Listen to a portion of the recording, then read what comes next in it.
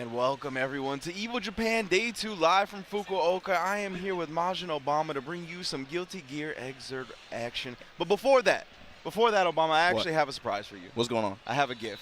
What? Is it a match? No, unfortunately not. My powers do not, reach that far. But I do have you something do what you can. Do what over you can. here. Now, you bent the knee at Fighting Tuesday. So that's right. Listen, everything the light touches is California as far as I'm concerned. So in honor of that, I've brought a California shirt for you. That's awesome. I'll be sure to set this on fire in the venue. Because believe me, there's already a lot of fire you guys can't see. But thank you, Renja, for this flag of California shirt. I'll be sure to never wear that in my life. Wear it with pride. Yeah, you're right. Every Fighting Tuesday. Anyway, welcome once again to Evo Japan 2019. That was not part of the script, man. That's looking like that Dead or Alive presentation yesterday. That's off script. But thanks to you guys for tuning in to Evo Japan 2019 once again. You guys know what to expect today, right? BlazBlue Tag, Tekken, Guilty Gear. We're going to be running Street Fighter down the top 8 as well. Also had the Killer KOF top 8 and Million Arthur Arcana Blood. Be sure to stick around for that that exhibition as well. But yo, talk to me, man. How y'all feeling? What are you expecting from today, man? What are you looking forward to? From today, well, we'll get some Guilty Gear action, right? We talked a little bit about it before we went live. The pools, we don't have a lot of interesting matchups besides Sato and Turio. Yeah, there's one I think interesting seeding going on here, but we have Turio versus Sato Venom going on round 2 for some reason, man. For some reason, it doesn't matter anyway. It happens sometimes, I guess. But besides that, we got a lot of heavy hitters in the Guilty Gear pool. They're not going to meet till later on in the bracket, but there's Ogawa, Machibo, 310, Tomo, Nage, Kazunoko, and then Lasso, of course, from America. Yeah, for sure. Yeah, that's the big question mark, right? Lost only missed top 8 at Arc Revo, but when he was able, again, he finished just outside top 8, right? Yeah. Doran was able to pick up the slack for him, sneak his way in the top 8, and still maintain, okay, after that post-Evo shocker where Lasso was able to crack that glass ceiling, get 3rd place, especially over Titans like Nage, right? That's crazy, man. That was an incredible performance. # Black Excellence, and a wonderful start to that, man. That was a black-ass weekend. God damn. Everybody, I got to put it out there. But anyway, seeing if he can come back to Japan, right? He missed that top 8 before, wasn't able to get back to the big stage here in Japan. That's the big thing.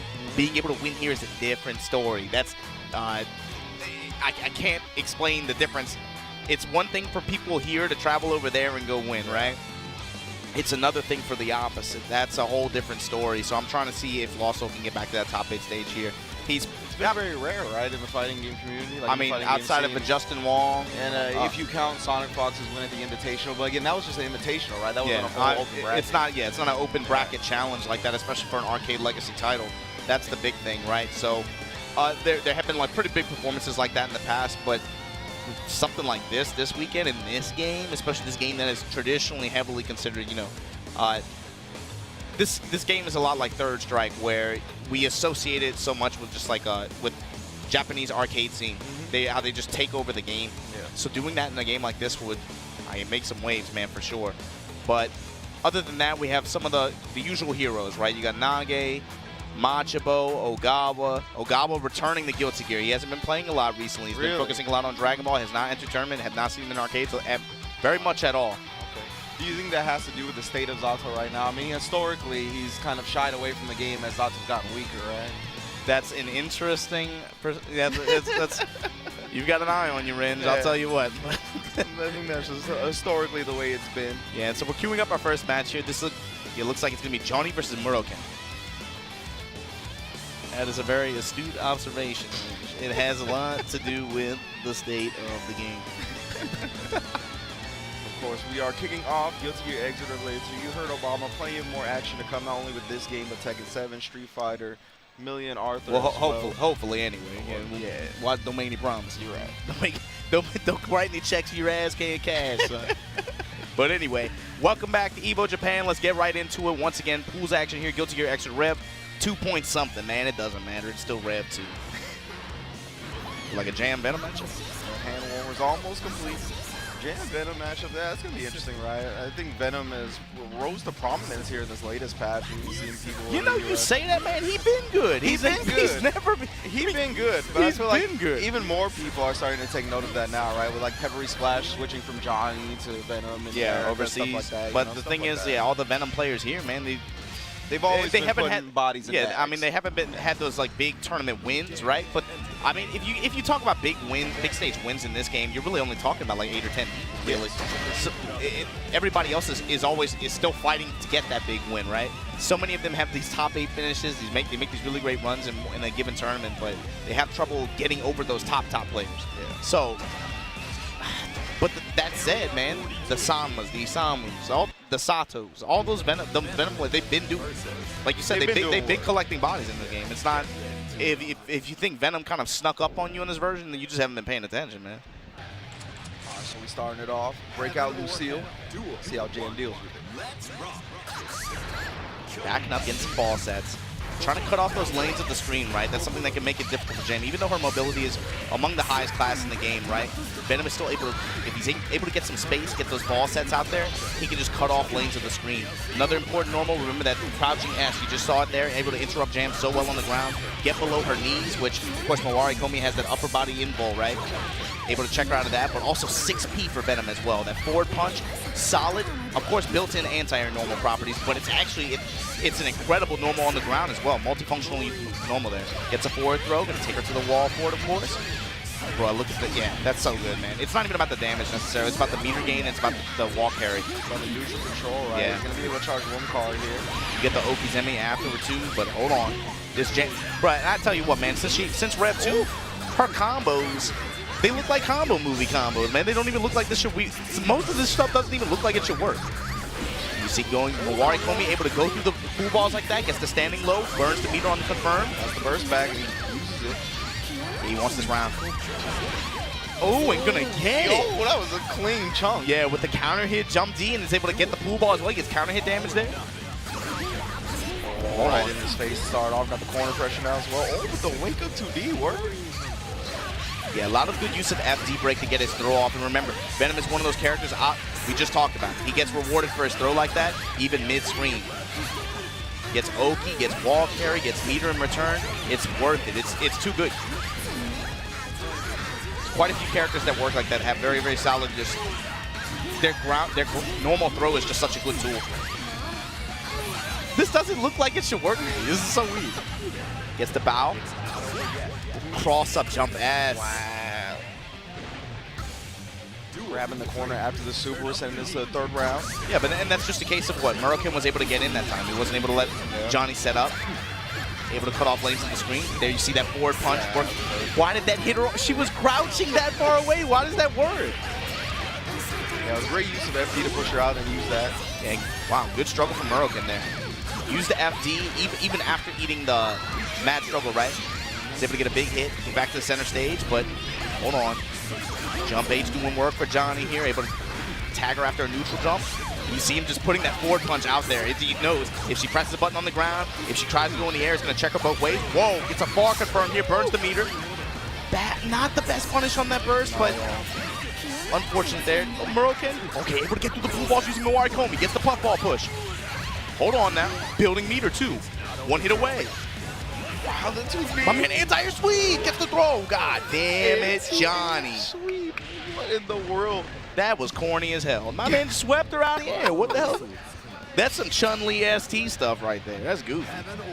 But that's Venom, man. Yeah. Bro, these normals. Low profile, has a lot of active frames, right? He did mad he's early, very active, but it still got the sweep anti-air. It was crazy. Bad struggle. Good defense from Muroken, though. Using FD, trying to push him out, get as much space as possible to be able to make the advance on his terms, right? Big 6 heavy there, counter hit damage. Johnny willing to leverage that burst early. Be able to get a chance to get some more balls set. Wow, we just doing blitz. All right, we just doing charge blitz in the Street Fighter 4. Let's go. And charge up the card as well. Putting the billiard balls on the table, but drag kicks right through all that. Huge. Take you to the wall. Charge up on this card. Can't keep in after the charge. Meter gain as well. Almost have a full bar. Gets the bar S. Easy red cancel confirm here. Going to build gauge as well. Oh, he could have finished it. Oh, no, he doesn't have his burst available either, so he can't let Johnny take this momentum. Oh, Great Muroken. RC on the far S. Muroken, don't do me like this, baby. Come on. Baby, what are you doing? Root away, he had the meter to super at the end Yeah, of that Johnny combo. checking her with those, man. That stinger mid-screen, and again, that's just, he had an opportunity to be able to close it out. He had the meter. He only needed, what, 1 or 2 jump punches, right? Just to be able to close it out. Now we set up the billiard balls again. Oh, great spacing for Johnny this time. And there's the charge-up card as well. Venom just, oh man, those jumping S normals, the far S, the forward punch as well. Those ground normals just really harassing Jam if she gets in that range on his terms. Cross goes for the cross-up DP. Yes. After he was carded, Johnny just, I don't know if he was expecting that and he just blocked it, or if he was just holding forward for some reason. But either way, man, good. He got lucky. It worked out. That was his burst available now. Taken, wow, tempted him. Oh no, tried for the OTG burst, gets punished for it. Yo, just run up blitz. Bro, these dudes are playing God damn. The run up blitz, the mind games are in the stratosphere right then now. again hits him from the back of the net. Muroken able to close it out, looking a lot like the first game actually. Okay, gets parry on the pool ball, that's good. Close S, full confirm, sweet. Be my Geki ring card. Gets the counter hit bow. This doesn't look like it should work. It all does, though. Full tension on the side too. RC. Got that block up just in time. Then Muroken closes out. Don't mess around here. Is that it? Should be. Yes, dragon kick finish. Muroken gonna tie the setup 1-1. Force a game 3. Both of these guys are playing really fast, man. They're taking a very unusual risk too, right? To say this is the first match of the tournament, running up in each other's faces and blitzing like that. Dude's playing to win. Shit. Bar ass, and again, Johnny trying to get some space, trying to use those powerful ass normal. Wow. Pump ball right through the 6 feet. Yeah. Great Gets the slide. from Muroken. Yeah, Yujin, again, charge up, this time on DP. Oh, tries to go with the 6P, but a nice YRC. Changes the trajectory in the air. Here we go. Great teleport. Yeah, great movement from Muroken in return. Yes, and this time he gets the cross-up DP, and he was carded up, so he gets the follow-up as well. Back in the corner. Great control from Muroken. Wow. That was pretty sick. It caught on to Johnny's tendencies to FD and then poke back, right? Great whip punish. Yep. That's the whole point, right? Like, you're leveraging that meter just to be able to push them into the range where Venom's normals are going to have the reach advantage. That way, anything that Muroken's trying to press after that, you're just going to, you're going to intercept them. This ball set, here we go. Charge level 3. Walk. Oh, you want, bro, so that was some far. ST shit. That was some ST shit. You got to FD break that stuff next time, man. He was trying to walk way too far. Looking like Mortal Kombat. God damn. Low touch. Oh, another blitz shield attempt, but gets caught low. Yeah, he was expecting the cross-up jump pass, right? That time Muroken changes it up. Okay, goes right through the... That could have been very bad, actually. Especially... Oh, man. YRC goes to the top. Nice YRC. Muroken stop the action for just a second. That's still a risk. Oh, man, hold on. Muroken in hot pursuit. Gets the stand kick. Counter hit as well. Oh, man. Gets intercepted by pool ball. Dive kick. Taking, throwing. Jam also gets rewarded for her throw. Not able to get the max return there, but gets the counter hit pop ball. Has meter, has burst. He can close out. Yeah, burst super will do it. Uses regular super. Will that do it anyway? It does. Muroken's going to be moving on 2-1 Nice. over Johnny. I would have burst super this shot. Oh, The hell no, man. Yeah.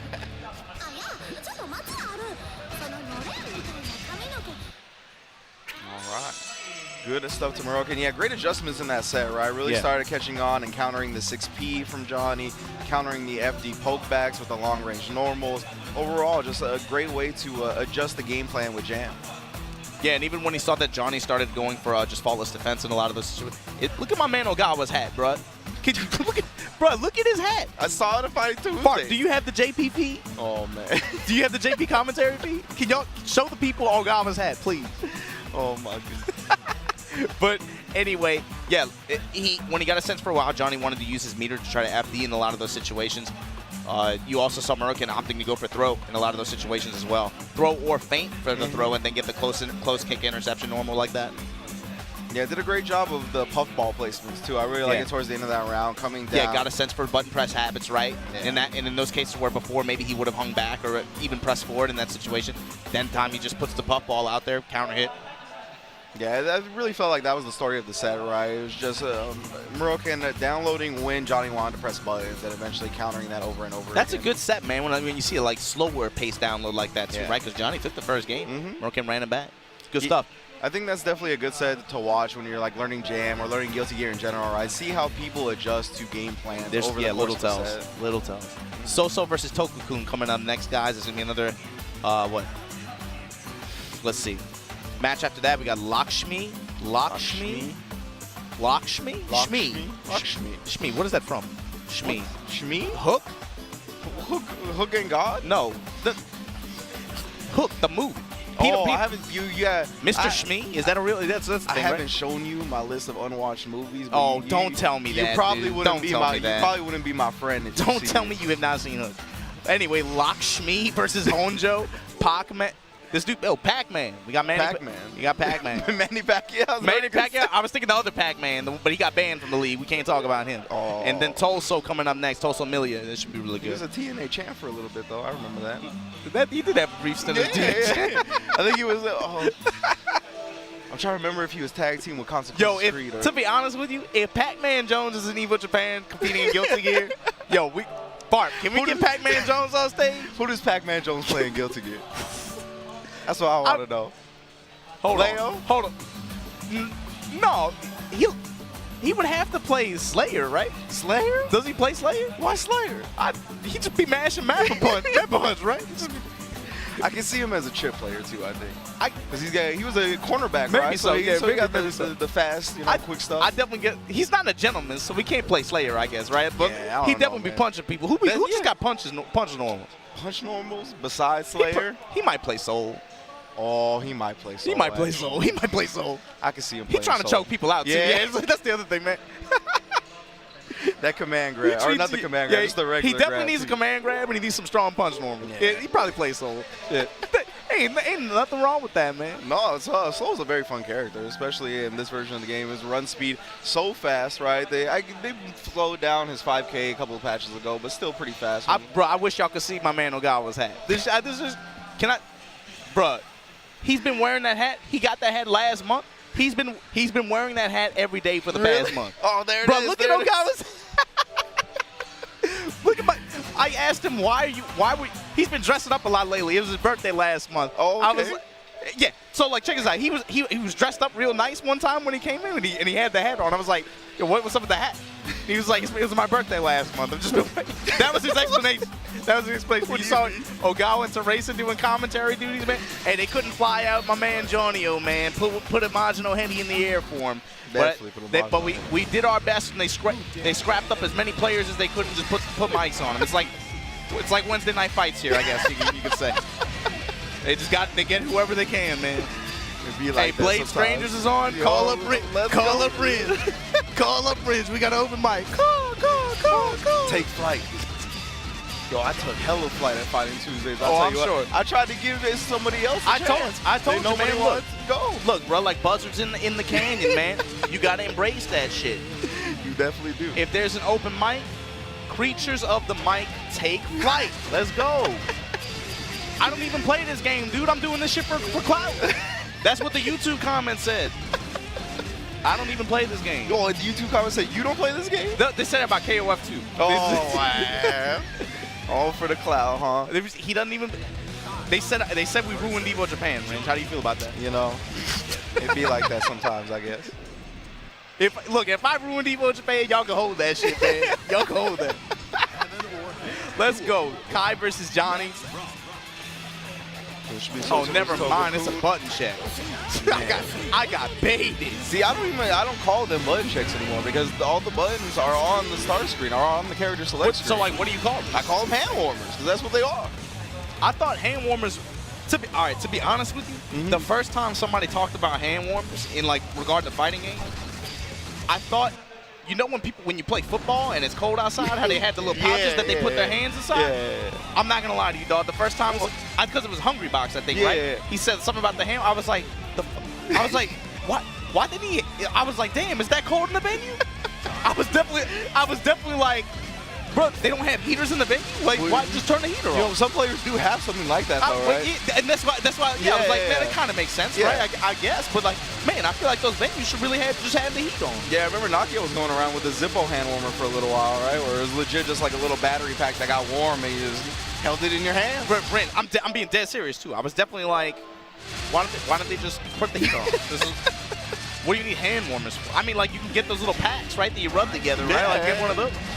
And then I was explaining, like, oh, they call it practice stations. All right. Yeah, gotta have the practice stations on deck. All right, we're getting to our match. Hand warmers finished. Yeah, Kai versus Johnny, so you guys know what to expect here, right? Johnny's going to have a bit of a range advantage, but Kai's normal's also able to contest in that range as well. And the big thing is Kai's going to want to knock down before Johnny gets access to meter. Doesn't really have any defensive options after that. Just be able to get some basic set play going. Yeah, you see Sosou just going with the traditional Kai game right now. Yeah, that forward punch, such a strong normal as well on the ground in the mid-range. You see that crouch S from Johnny, man. That normal is so unfair. My God, why can you just reach halfway across the screen like that? Drop him. Here we go. We got Gage, too. Putting some coins on him. You know it's Japan, man. They got the big 500 yen coins. Don't catch one in the eye. Gets the ID, comes in. My man swinging with Greed Sever from that charge blitz. Greed Sever into blitz. Bro, rules at Evo Japan are out of control. Please stop. It's looking straight out of Mikado right now. Chris T just woke up. Y'all got to calm the hell down, man. Oh, and then he YRC'd the overhead and went low. Yo, he's pulling out all the best of one arcade shenanigans right now. So Kai. All right, come on, baby. Let's see. Round start, fishes for the 6th. Yeah, that 4-punch in mid-range. Maybe try to clip some of those sword normals, right? Some of the sword normals got a good bit of hurt box added to them in the most recent patches. But backs up. Often play this mid-range game.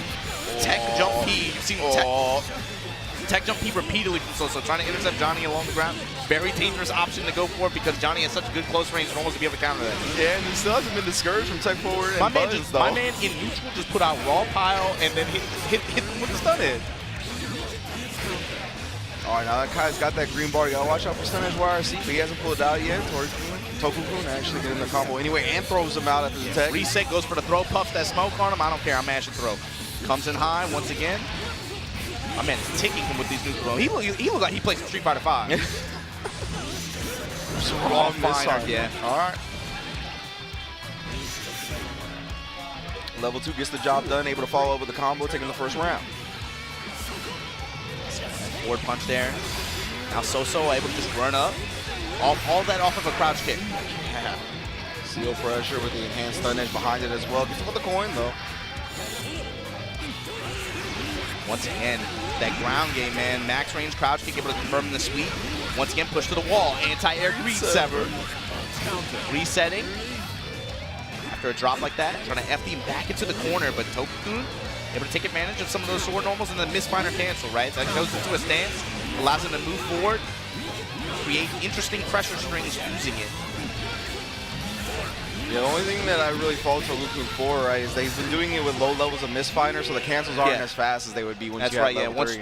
Once again, character Johnny, when he hits with those coins like that, he levels up his stance, and it makes the misfiner cancel faster. Yes. So actually, you can create more dynamic pressure strings the higher levels you go, but those are not necessarily as good at level 1. Gotta land those coins first, be able to earn that. Oh, great jump throw from Sosou. And you see him trying to, that's the big thing with this, with a lot of characters in this Johnny matchup in this version of the game, right? The reward for hitting those coins for him is so strong. A lot of the early game is about not letting him get those coins at all. Yeah. Preventing opportunities for him to be able to get. See, right now he's at level 2. All of a sudden that changes the game a little bit. Any level 2 hit, any challenge from Sosou in one of those strings, if he even trades with misfiner, it's going to give Toku-Kun a big advantage.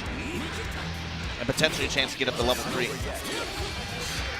YRC this time trying to apply the pressure, and he pulls out the dust, lets it rock this time, and then just does a reset stun edge. All right. It's definitely pools, man. I'll tell you that. It's definitely looking like a pools match, right? That's a way to blow up tech buttons. That's one way, yeah. First to burst here. See that glyph out there, able to get some of these charge stun edges. Just kind of putting them out there as a threat, right? Like saying to the Johnny player, I can cut off this lane of the screen. You have to be able to play around this. Run up DP on, okay. My man Sosou feeling very sassy. God damn, just charge blitz for no reason. At the wall. Gets the knockdown with the glyph out. Oh, this reset plays. No. I'm just going to mash forward kick. Oh, blows up the charge blitz this time. You see the reward there, right? That tumble back gives that Johnny players, even at lower levels, right? Even at like level 2. Yeah. Even just being able to get that corner positioning, you feel your opponent's momentum. Oh, very nice anti-air coin into the full kill. Oh, no. Oh, just out of range. He missed the J. You gonna hold out, man? Oh, man. Sosou 2-0. Textbook Kai, especially here in Japan. That was an arcade Kai if I've ever seen one. That was definitely like blue rank Kai for sure. Yeah. One of the premier best of one strat. All kinds of premier best of one strats were pulled out by Sosou right there. Yeah, we'll see. And, for sure, again, there's a lot of killers, as you would expect, towards maybe. There's a lot of good matches lined up, I think, for top 32, top 16. But in particular, I think for the pools matches, the one that I'm looking forward to the most is going to be that mismatch between Torio and Sato. That's really the one I'm looking for, and I really hope we get that one on stream. Yeah, that would be a good look, of course. Yeah, and there's plenty of killers in the bracket, as you mentioned, right? Machibo, Nage, 3-1-0, Lost Soul from America. Plenty of good players are going to be meeting later on in the bracket, but for right now, we're getting to the pools action. Yeah, Locks, Zaddie, Summit. Yeah, pretty much everyone you would expect. I believe Endo's here as well. Summit Chip. Are you looking for, do you have a favorite coming into this? If I do, a favorite to win? Yes.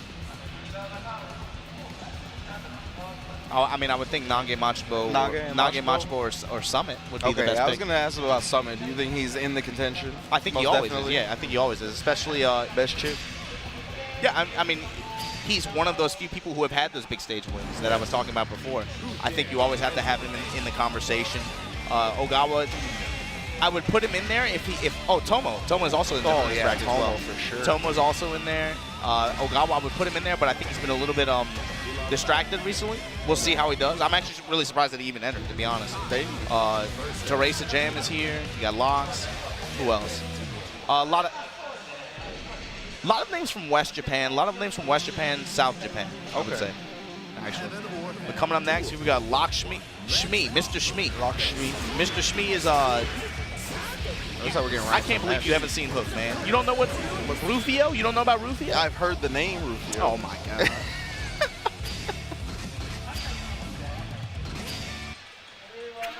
What about someone like Kazunoko? Kazunoko always, I mean, you know what they... Don't even ask the question, man. Well, I mean, I'm just saying, right? Because he's obviously been... Listen, Renj, you're a lot better than some of these YouTube comment cornballs. Jesus Christ. If you don't know to see Kazunoko in a bracket for a game that looks like this, yeah, of course. I don't know what to tell you. Well, I'm just saying, like, the realistic chances here, right? I know they're high, but really, are they there for first place? All right. So the thing is this: I believe, like top 8, I feel like yeah, of course. But I'm talking about the. I believe to make it the top 8 winner side, you're gonna see Nage versus Isamu. Okay. I think if Nage wins that, I think he has to either play Zaddie or Kazunoko, and they would both be playing Raven, right? Yes. That's heavy Nage pick. Okay. Nage is very good against Raven. Okay. So I think to qualify for top 8, I believe that's who is in his path. All right. If that's the case, the thing is, either one of those players I could see making a strong losing run, right? So for sure. Yeah, of course, Kazunoko, you know, he's had his focuses on Dragon Ball, but really him streaming up until this point, I think like this whole week leading up to Evo Japan, it's been Guilty Gear, right? That's what he's been practicing. That's what he's been grinding, because that's what the tournament is here for. I believe it, yeah. Guilty Gear, Dragon Ball probably, but also, yeah, Street Fighter V he's competing in as well. That's true. Had a return to focus on that game as well recently, but also he's messing around with BP Tag, so I'm not sure if he's in the bracket for it, but either way, I mean, yeah, whatever game he's in, dude, you got to look out for that guy. Heavily consider the GOAT, right? Like, he is definitely in that conversation for fighting game GOAT, period. in my opinion. What, you don't think so? Oh, it's not about what I think. It's about what the commenters at home think. I mean, the only person that's won a Capcom Pro Tour. I would think that that's just like obvious, right? But there's a lot of cornballs on Twitter and stuff, man. You decide, man. The only player that's taken home 2 Pro Tour championships. I mean, he almost made 4 top 8s at Evo. But he never won a Mortal Kombat tournament. How do you feel about that, Ren? Come on, man.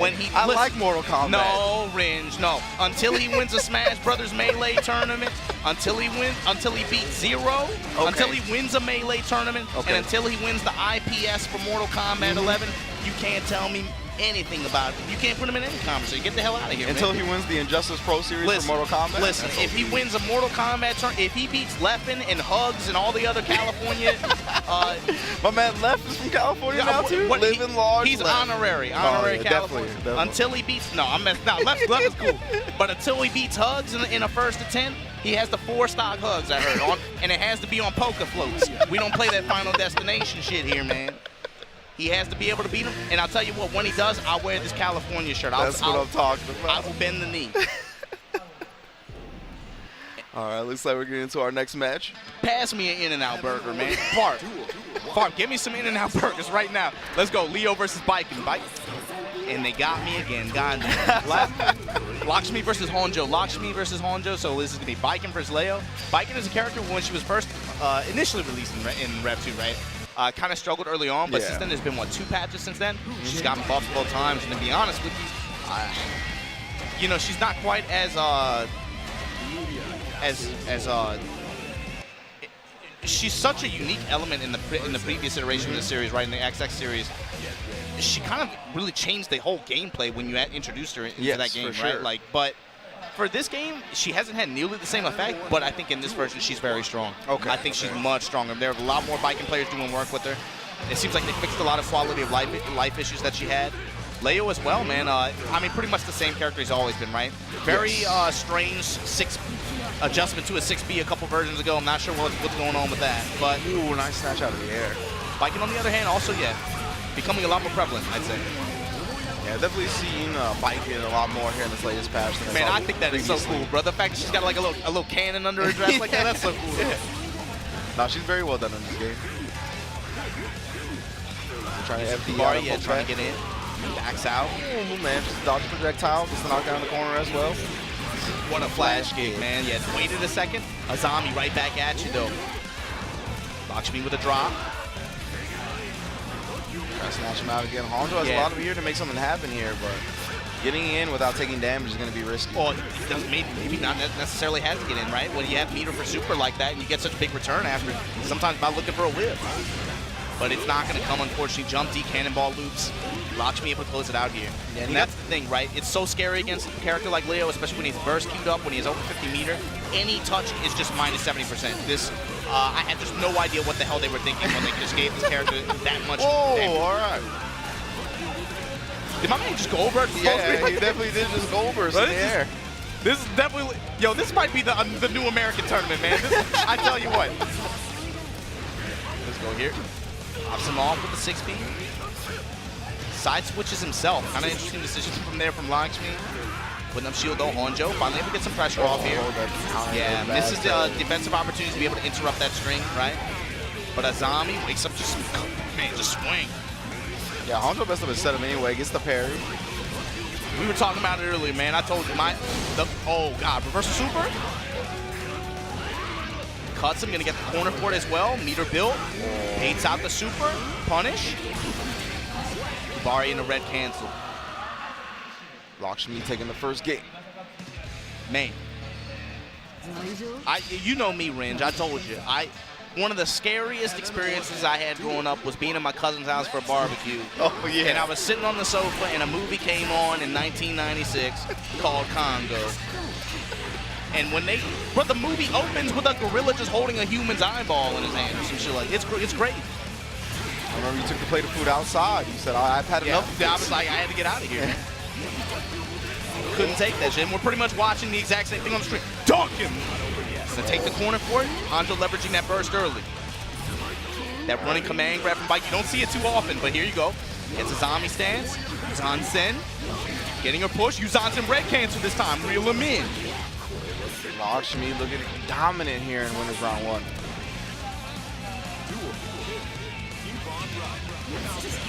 Wow, tag. Just round start Zansen like that.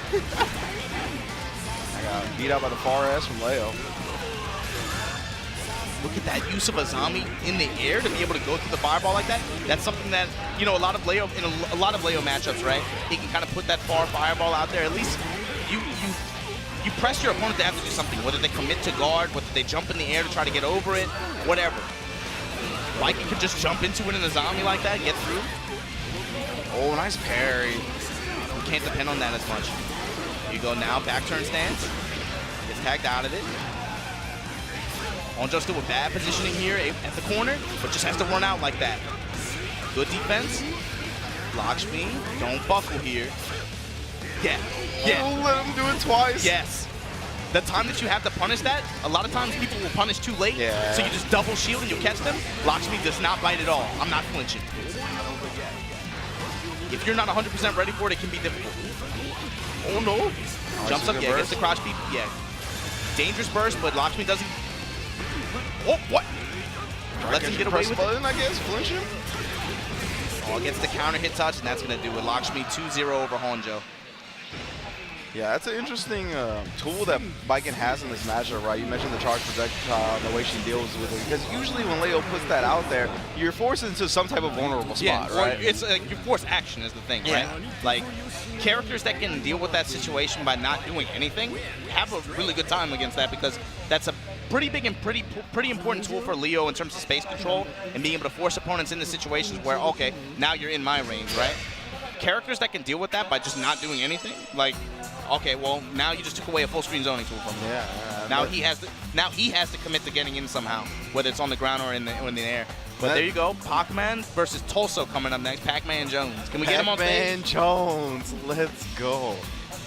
I can't wait Tennessee for this. Titans. Look, man, I tell you what, they got Lupe for Street Fighter V. They got every cornball on YouTube for that Mortal Kombat reveal. I'll tell you what, I didn't get my black envelope. I'll put it that way, and I'm pissed about it too. But look, every game's got their celebrities that play it, right? Yeah. I don't know who plays the Smash Brothers, man. Everybody play that stuff. Everybody. But I'll tell you, we got Pac-Man Jones on Guilty Gear, man. I've been waiting for this. I'm trying to run some sets with him later. Pac-Man Jones. Yeah, versus Touso. Touso Millia, also from Tokyo area. One of those stronger, I think, one of the stronger Millia players, I would say, of this version, one that's been representing him in competition, I would say. The more I think about it, the more I think Pac-Man Jones is a soul player. He's definitely a soul player. He's definitely a soul player. Yeah, you're right. Yeah, Millia in this version. How do you feel about Millia in this version? I mean, she's better. She's better? Yeah, she's good. Okay. It's not quite rolled back to how it was before the last patch, but she's good again, I would say. All right, so let's see some Millia doing work. Or do we have some notable Millias in the bracket, like Nakamura or anybody like that? Touso. Touso might be the one, I believe. Touso, and he's the one coming up next. So we're going to continue on with this Guilty Gear Exit Rev 2 action. And thanks to you guys for tuning in from all over the world, all 500 of you, whatever, man, however many people who watch. Look, man, I told you, look, bro, all the view bots we've been getting for Street Fighter and Tekken this year, man, I look at the Guilty Gear numbers, man. Y'all keep leaving this game out to dry, man. That's all right, though. They don't turn on the warehouses full of computers for that game while we're taking Street Fighter? Oh, man, I don't know, bro. I don't know who's running the show, man, but what's going on? A lot of people faking their streams, getting they plays from machines.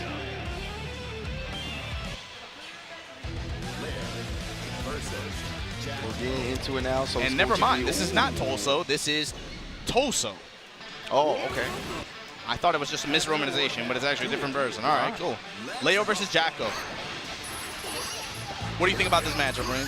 You look like you play Leo. No, I play Zato. I know you play Zato, but I said you look like you play Leo. What is that supposed to mean? Look at his hair. Look at yours, man. All right, that's fair, I guess. I actually hate this character. You trim that beard with a butter knife? Is that what the hell? That's what somebody said. Yeah. What are you talking about? Don't worry about it, man. Anyway. Why you be reading these YouTube comments and bringing them to the stream? Leave them where they belong, in the trash. You know what? You so right with it. You so right with it. What are you talking You so right with it. My bad. You didn't deserve that. You know why? It's all right. It's all right. I understand. You're a Californian now, so I'll let it slide. You're right. Yeah, okay. That's fair. I wear the flag. So we got Leo versus Jacko. Yeah. So in terms of the matchup, I mean, Leo, she has ways to nullify that charged projectile as well, right, with the Aegis field. It's all about getting that out and then putting out the houses. Yeah, it's a little bit more difficult for Jacko compared to maybe how she was in the past, right? You have to play a little bit more carefully, make some better decisions with your house sets as well. Leo does struggle mobility-wise a little bit, even though he does have access to a command dash, right? Kind of funny how it works out that way, but Jacko in general, as long as she's able to set out houses, she can build an advantage early, but here's the big thing. The difference is going to be in return. Any hit that Leo makes, especially if he has access to meter, so that when he gets in those house pin situations like that, he can at least try to make a run, try to get out. Although Jacko can force him into situations where he literally has no good answer, at least if he's able to get some meter, be able to find that one touch, he can turn around the game. Yeah, another thing Leo does have an advantage in this matchup is a lot of his normals hit on both sides, right? Yeah. A lot of them are far, so That's he right. has an easy time getting rid of the houses. Yeah, especially even if she has some house sets out, right? If he's able to get a touch and create a string like that, right? A lot of times she'll do a lot of passive damage to the houses as well, in addition to hitting Jacko. Here we go. Running on her early on, gets the throw. He's doing a good job of mixing up his attacks and throws. That standing kick and back turn stance, you can't throw that. Getting tagged on both sides, left, right side. Oh my God, Touso, are you dead or alive? Come on, man. Gets the low touch. Oh my God. We blitz and bursts out here. Chris T, wipe that eye crust out your eyes, son. Hold on. It's time to wake up. Yeah, you better wake up for this shit. Hold on. Oh my We goodness. blitz and burst in game one, round one. Yeah, round one. It's the high touch. Pushing towards the wall. Oh. We bait and we punish that. That's how that works. I understand. The mental's crumbling after you get in your bait blitz. Please stop jumping. Please stop trying to jump out this. Already down 50% health. And again, mixing up with his throws. He's done such a good job. Tagging with the overhead. Touso, I know it's early, baby. I know you're not used to waking up after 10 a.m. Oh, the far S. But He can't get out. Pac-Man Jones about to put you to sleep in this corner, though. Hold on. Guard! Oh. Guard! Somebody called a guard, bruh. Touso rolled up in here, man. Evo Japan 2019, this finna be a breeze. He's not blocking any of the far S's. It's beyond him, man. It's beyond him, Ren. Oh, no. Counter the counter hit 6 heavy. Yeah, big damage starter here. Meter building as well. Still has access to burst. Looking for a zest here? No, just 2A mash. Cool. 2P rap. Sorry. Too much BB tag, man. If Pac-Man just wants to ride that momentum burst, as soon as he gets hit, all right, got gold burst from Touso. Use that meter. I was looking for him to fishboard again. No. Burns the red, and there it is. Pac-Man moving on. In 30 seconds. Good stuff to Touso, though, man. It's tough to get. It's still pretty early, man. You know, it's tough to get up this early. Get queued up on some Guilty Gear up against a Leo just pounding his chest in the wild. They beat the shit out of Tim Curry, man. What the hell do you think they're going to do? What chance do you have? Yeah, exactly, man. You're not Tim Curry. Ernie Hudson and them had to escape in a hot air balloon, brother. You got to get out of there, You bro. got a hot air balloon? When those silverbacks start, bro, when you touch the treasure and the silverbacks start coming out doing this shit, get the hell out of there, man. You don't have much time. Yo, find the nearest hot air balloon. Conga was a crazy-ass movie, man. That's a crazy movie. Oh, man. This How is many- some good stuff. Anyway. The Coming up silverback next, we got, gorillas. they're actually white, too. That's the crazy thing. Yeah. It's scary. Are they like albino silverback gorillas? I forgot what the story was, but they were pissed, dude. As long as you didn't touch the treasure. Kathy 550 going up against Idesan. Okay, let's go. I thought you were about to reference another YouTuber with that first name. I was like, Kefi 550. Kathy, that's the dude who went on the Smash Cypher, right? I gave him 2 hands out of 10. 2 hands. You gotta work on them verses, dog. You gotta sessions. You gotta work on them verses, man. Who was your favorite in the Smash Cypher? It was Shizzy, yeah. Cause he had the startup frames. Like he sucked on the lollipop for 15 minutes. But you have to take Shizzy out of the equation though, because his delivery is too strong.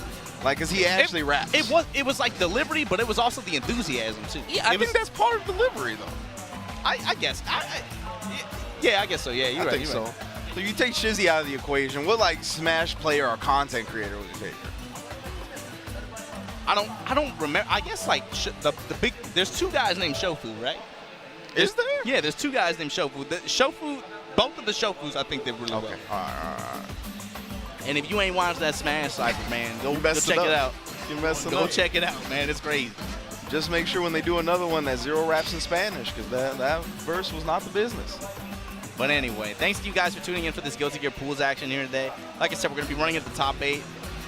And we're going to run, what, BB Tag? I believe the order for tomorrow is BB Tag, Guilty Gear, Tekken, the Street Fighter in that order. Hopefully we start on time and everything goes smoothly. Yeah. I'm sure it will be pretty good tomorrow, actually. The top 8s for these should be pretty interesting to watch nonetheless. Yeah, that's the thing, right, is that a lot of the competition that's here, once we get to the top 8, there are the highest level, the elite players are top here. 16, top 32 is for the events here, especially, like, I mean, we talked about KOF yesterday, right? Tekken, this game as well, I think should be pretty good. Should be pretty good for the YouTube vultures to just cut up and then just profit from. Maybe post up some, memorial videos, monetize those as well. I don't think. Hey, it's just par for the course, right? We know how. Yo, shout out to my man SF5 RBK, man. He ripped the Hokuto no Ken national tournament. My man never gave a shit about Hokuto no Ken. My man never even played a damn game. You won't rip the video. The Fist of the you North need Star your tournament? ass. You need your ass beat. Wow, that's a pretty good one. That's a pretty good one. All right, well, shout outs to everybody out there. I don't know how to follow that up. I was going to say something, but... Yo, let's talk some cornball stuff, man. Okay. What's the most delicious thing you've eaten in Japan so far? What the hell? And don't say nothing stupid either. Don't say nothing stupid? Man, probably a combo. That's not what you're supposed to say, Ren. You're supposed to say the popcorn chicken that we had in Mini Stop at 1 a.m. last night.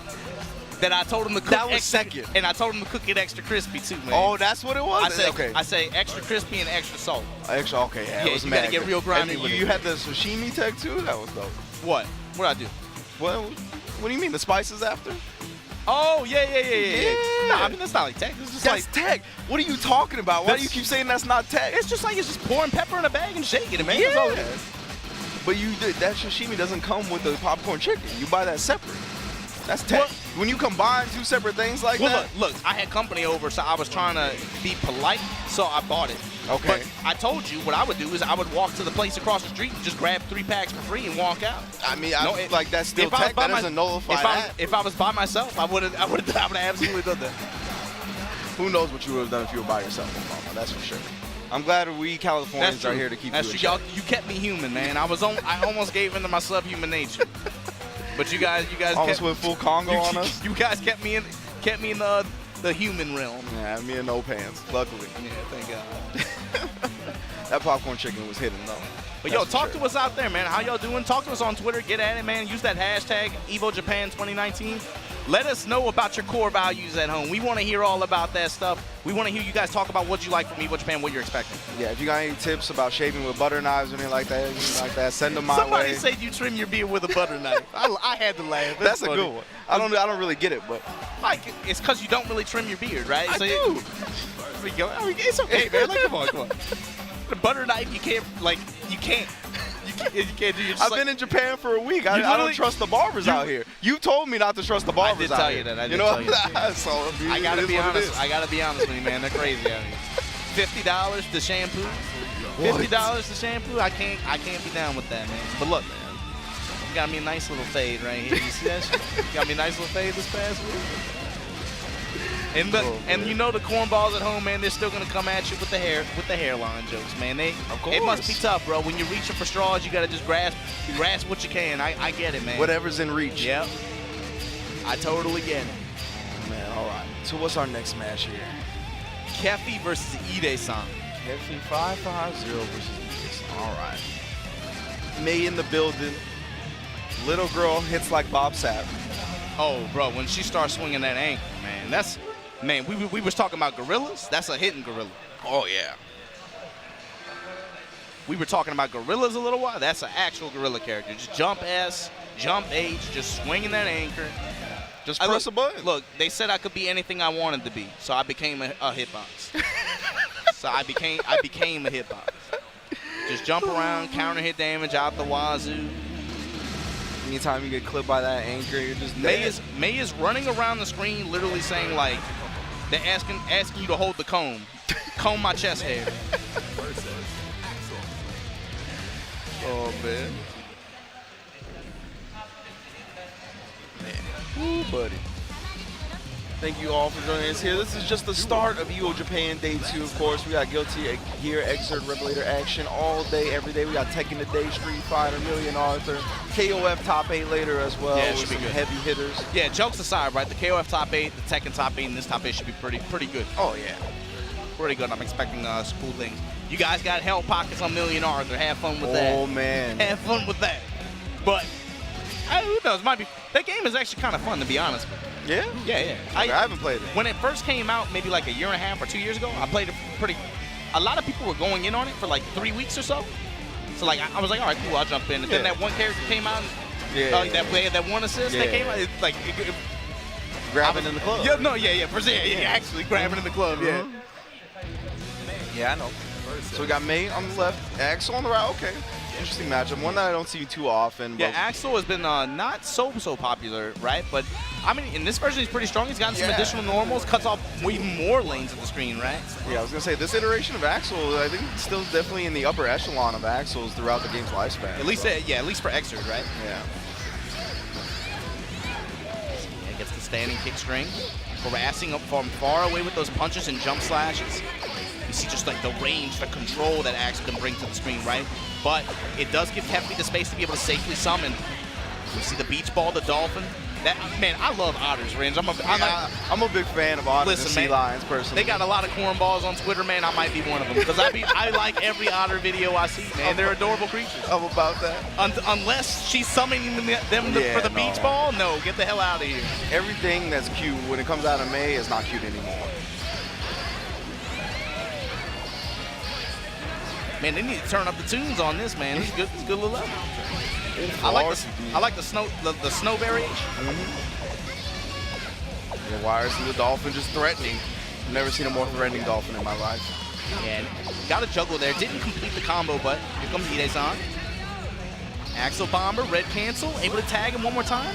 Great throw after the tag as well. Idesan able to take the first round because of it.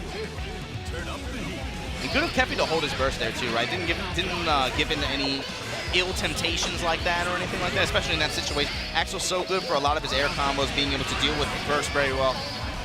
Yeah, Keffi trying to keep the momentum here. You see the burst and keep him in the corner after getting hit. Yeah, goes low. He set up the beach ball last time, and we just got a dust coming out. Well, the classic crouch kick, dust. Low overhead in that order. Let's go.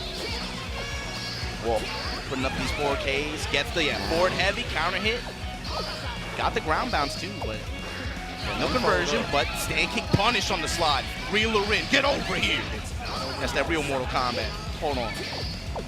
Stand punch. Jump slash, just zoning, cutting off lanes. Please jump, please do something. Please run into this Rensen.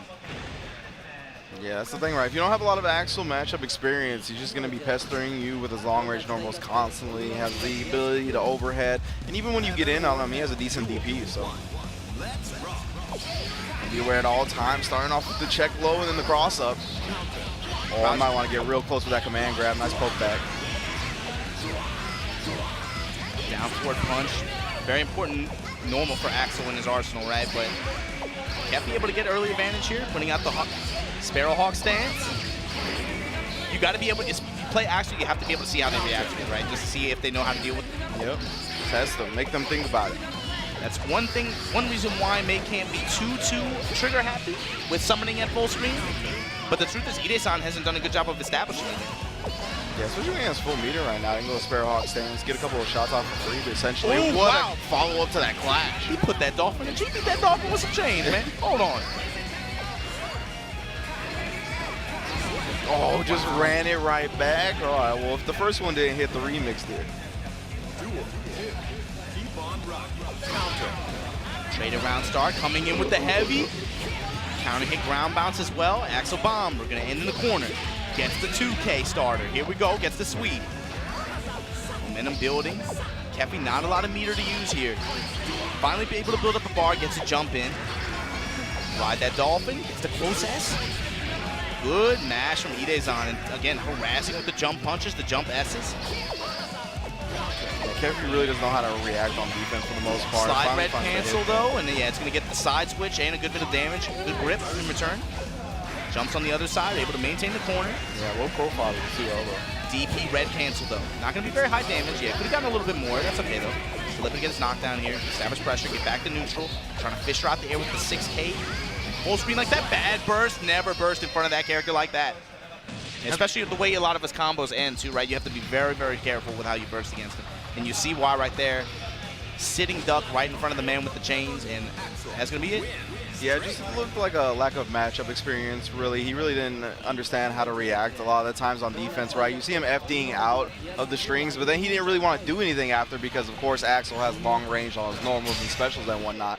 So even when he got out of that close quarters range, he didn't really know what to do. And that's the other thing, too. We talked about how uncommon of a character Axel is, too, right? And you don't see him too much in a lot of big competitions. There are some really strong Axel players, right? The Yosuke's, even Woody. Woody's been grinding in Mikado recently.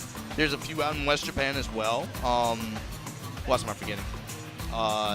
Mitajiro. Yep. The Wild Boy Axel as well, the one that's had some big performances at Evo too. But there's not too many players out there in the wild to really grind this matchup with. It feels like he's just not very popular. Yeah, for sure. He's not very popular. No matter where you go in the globe, really, right? We got Toki and SoulCal, but that's like, yeah, that's one of the only Axels in America. So, and then, you know, Brad, the East Coast, shout out to Brad. But yeah, I mean, Axel definitely an underrepresented character in Exit a lot of the time. And then when you run into one that's good in the bracket, it's so hard. It's scary, not because the character is just that overwhelming or anything. Like, it's just a lot of times just about understanding the matchup. Maybe you don't get to practice it so often that a lot of those unfamiliarity points show. You were talking about how in previous games Baiken was a real polarizing character in terms of how you had to play against her, right? Sure. I feel like Axel's not as, you know, strongly in that category, but another one where you have to think outside the box. You have to switch up your traditional play style. To a lesser degree, right? Yeah. I get what you're trying to say. Yeah. His presence is kind of different. Yeah, to a lesser degree is perfectly how to describe it. Just because of the way the character plays, the way he works is something that you have to get used to fighting in this kind of game. Yes. Yeah, definitely. It's an interesting character for sure, and we'll see more Axel, hopefully. I always like watching the character, especially people that are good against it. Yeah, especially the people that are good against it. Once you have a very good Axel and then someone that actually knows how to play against the character, it makes for real good matches. So we're going to be moving on, though, in Guilty Gear. We got more matches coming up now. We got, what is this? Rikai? Oh, I think that's not the next one, but we got someone named AmericanMeowth on deck. What do you think about that one, Ren? I've never been a fan of Meowth, I'll be honest. I liked his accent in the show, but as an actual Pokemon, I wasn't a big fan. All right, I have no follow-up to that. I have no comment. What do you Coming mean? up next is going to be Yosud versus Pokute. I mean, I had nothing to add. It's just like, okay. You're not a Meowth fan? I thought the big cat was cool, the one that he turns into. Oh, the big cat is cool. Was it Persia? Yeah, I think so. It's Persia, right? Yeah. No Shin, no Dark, just straight Persia. Yeah. Shouts Persia. Yeah, she's doing some pretty cool stuff, it seems like, with the Exo Cat, whatever. Exo Academy. Yeah. Pretty interesting. Hopefully you guys support that. Shout outs to them over there, man, doing some wild stuff. That's crazy. But it's good. I like to see stuff like that. For sure. Yeah, Exo Academy doing a student mentor system. And I think that's something that I give props to Japan for a lot, is being able to really establish like a student mentor system. We see it with Street Fighter V. We talked about it with M-Dash and Logia and KOF. You know, it's not even just the game either, right? It's in a lot of things. They have that set up for commentary as well. Really? Yeah, where some of there aren't, I feel like, a lot of production people in Japan, I guess, like that. So the people that do it, they all kind of like take somebody under their wing and have been working with them. And you see actually a lot of them on display on the JP streams this weekend. It's pretty cool, actually. Yeah. But yeah, as players as well, of course, very important. Yeah, and it seems like it's across all games for the most part. I'm not sure. I don't know any specifics regarding Guilty Gear. It's part of the mindset out here. Part of the culture. Yeah. Well, it's just like with the games, man. Like, they have a very like rising tide raises all ships kind of mentality. So like, okay. They take that into other ways. You know, they establish that in other ways outside the game as well. That's pretty sick. Yeah. Within fighting games, of course. Yeah. That's definitely something that I think Japan deserves a lot of props for, and they've been highlighting more and more as we've gone along in the fighting game community. So that's definitely super dope. As we got Yosud versus Pokute. That's right. Pokute. We got Ram versus L. Sister. Tia, Tamara, whatever. I thought Smart Guy was a better show, to be honest. I'm down with that. That's before your time. What the hell you know about Smart Guy? Smart Guy, I watched a little bit of. I watched more Sister, to be honest with you. You gotta change that, man. Smart Guy was the better show. I thought we had our hand warmers already. Was I mistaken? It was so good the first time we had to run it back, man. It's still early, man. Let them get it in. Okay, I see. So yeah, hopefully this is going to be that Ram Elphelt matchup. So L obviously much, you know, these patches, man, I tell you, they're crazy. They gave Elphelt jump D wires. I don't know what's going on with that, but it is very strong. It is very good. As if she needed. Right? Yeah, that's one of the things I honestly hated most when fighting Elphelt is that jump D. Like a lot of times with Zato, it's hard to get the 2S to counter hit into far drill. That's annoying. Just the way that her hitbox works, but the jump D is way more of a problem. Yeah, well, I mean, the biggest thing is we've seen Lost Soul just like give people nightmares, give people at the top level nightmares with just that one option. It's a huge hitbox. Yeah. It's completely in front of her. It's very hard to get in on. So this matchup, the thing is, it's difficult for Ram to kind of get the sword set out. Elphelt has a lot of options to check her from full screen, and even close range, she has a lot of just great stop sign buttons. Like, but hold on, you might not get a chance to see him. Yosud going in heavy here, gets the overhead slam out of her string. That's another cool thing, I guess, kind of about at least a concept with a lot of the new characters that they added to since the Extra series. Every new character is kind of based off of another game or another idea. A lot of Elphelt, a lot of her strings are kind of like Mortal Kombat property strings, like where they have built-in dial combo options. Yeah, exactly. That's what you saw tag Pokute was the overhead, was that string that ended in the overhead. And that's, yeah, really what got the party started. And staying sorted up, taking advantage of that long range, trying to confirm into some kind of hit. Ooh, the down heavy, and then Daro. And random tech buttons just trading, killing all momentum for Yosud. Pokute opting to go in the shotgun stance, jumps on the other side, and there you go. We're getting started early. Fire C. That grenade out there, cover me. Runs into a Daro. Okay. Yeah, just holding forward. Runs into Daro. Sword set now. This is where you don't want to be. Command grab, and yes, she does get return after that as well. We take wire C. Yeah, pop the bottom once it gets underneath. Nice block for you. And although Elphelt doesn't need it, you see like Pokute, he's given up a lot of meter on just raw defensive options. He hasn't had any opportunity to be able to try to make stronger return out of the hits that he has found as a result. He's been giving up all of his meter just trying to block for his life. But against a character like Ramlethal, man, if she's able to get those swords set out, if she gets her knockdown, if she's able to take you to the wall, she has a lot of decent carry in a lot of situations. Man, this character will give you nightmares if you don't know how to block. Yeah, and even in the corner, once she gets you there and you burst out, right, it's still a lot less screen to work with. You have to make sure you get out as quickly as possible. Gold burst from Pokute here is going to have him work with a lot of tension at least. Oh, self-destruct. Bro, you know we in Japan. When they start holding grenades like that, oh man. Here we go. Overhead slam and good Pokute. I like the instant block on the overhead there. Yeah. He is learning. He is paying attention to the cues, but hold on. At this wall though, with those blades out. The burst is already gone, so you just gotta hold this pressure. Slow. RC found a gap, take advantage of it. 5H into the RC as well. Overhead slam once again, wall to wall now. Gets the overhead kick, just looking for any last touch. Gold burst in return. You saw the overhead, doesn't matter. Instant air dash after it comes in high. That was definitely a California burst. We are in West Coast Japan. Counter. All right, counter. Was able to get the first knockdown once again, and that's really been the story of the set. You get the corner carry, no burst available here. You're gonna have to take this mix-up. Some of the swords to get closer. Oh, and then the reset. And that's the big thing. If you let her get that side dust off like that in the corner, it gives her so much opportunity. Even if she doesn't have swords already set, right? Yeah. She gets an opportunity to set them up like that. And some of the sequences she could do with both swords out like this, man, it's just very difficult to block against. And the threat of a command grab, there are some characters that just have no good way of dealing with it. You see him keeping that space just in case he bursts as well. Great play from Yosud. But still in range of the sword set swipe, and Yosud summons it to get the win, 2-0. Pretty much on par with what you'd expect from Kyutyo. You know, first round pools, it's just kind of how it is. Yeah, that was good awareness right there at the end, right? He finally got his burst back, so he just made sure Ramlethal was a couple of character spaces away, so even if you burst, you're going to hit the swords, if anything, you're not going to hit Ramlethal. Yeah, and even if it's not able to tag, right, at least it gets a touch after, maybe puts him in block stun, enough for him to try to get in advance, do another string or whatever, and then just try to fish for that last hit.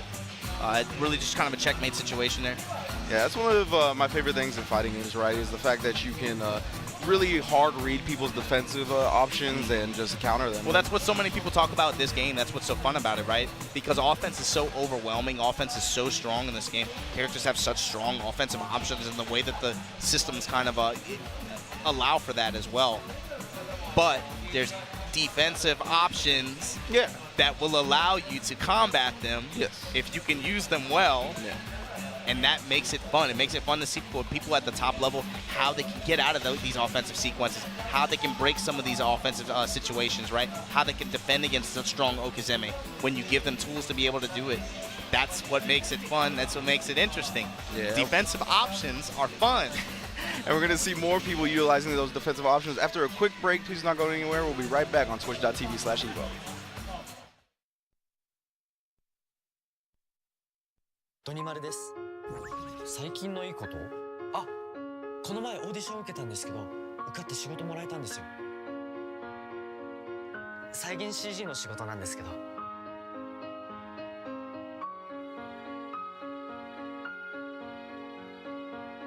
やりきってやりました。あなたにハッピーを、ハピちゃん。2月はドリンクもらえる。DTV 特典実施中。やりきってやりました。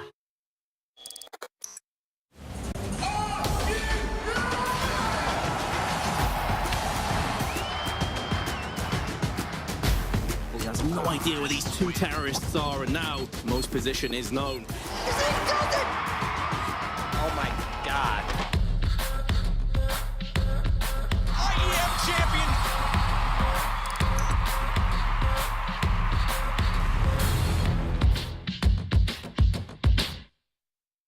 Mouse. マウスマウスパソコンマウスいろいろ揃えてありますあなたにドンピシャ作れますマウスマウスパソコンからマウス。どれにしまちゅさあ、行くぞ。くらえ。くらえ。やった。 「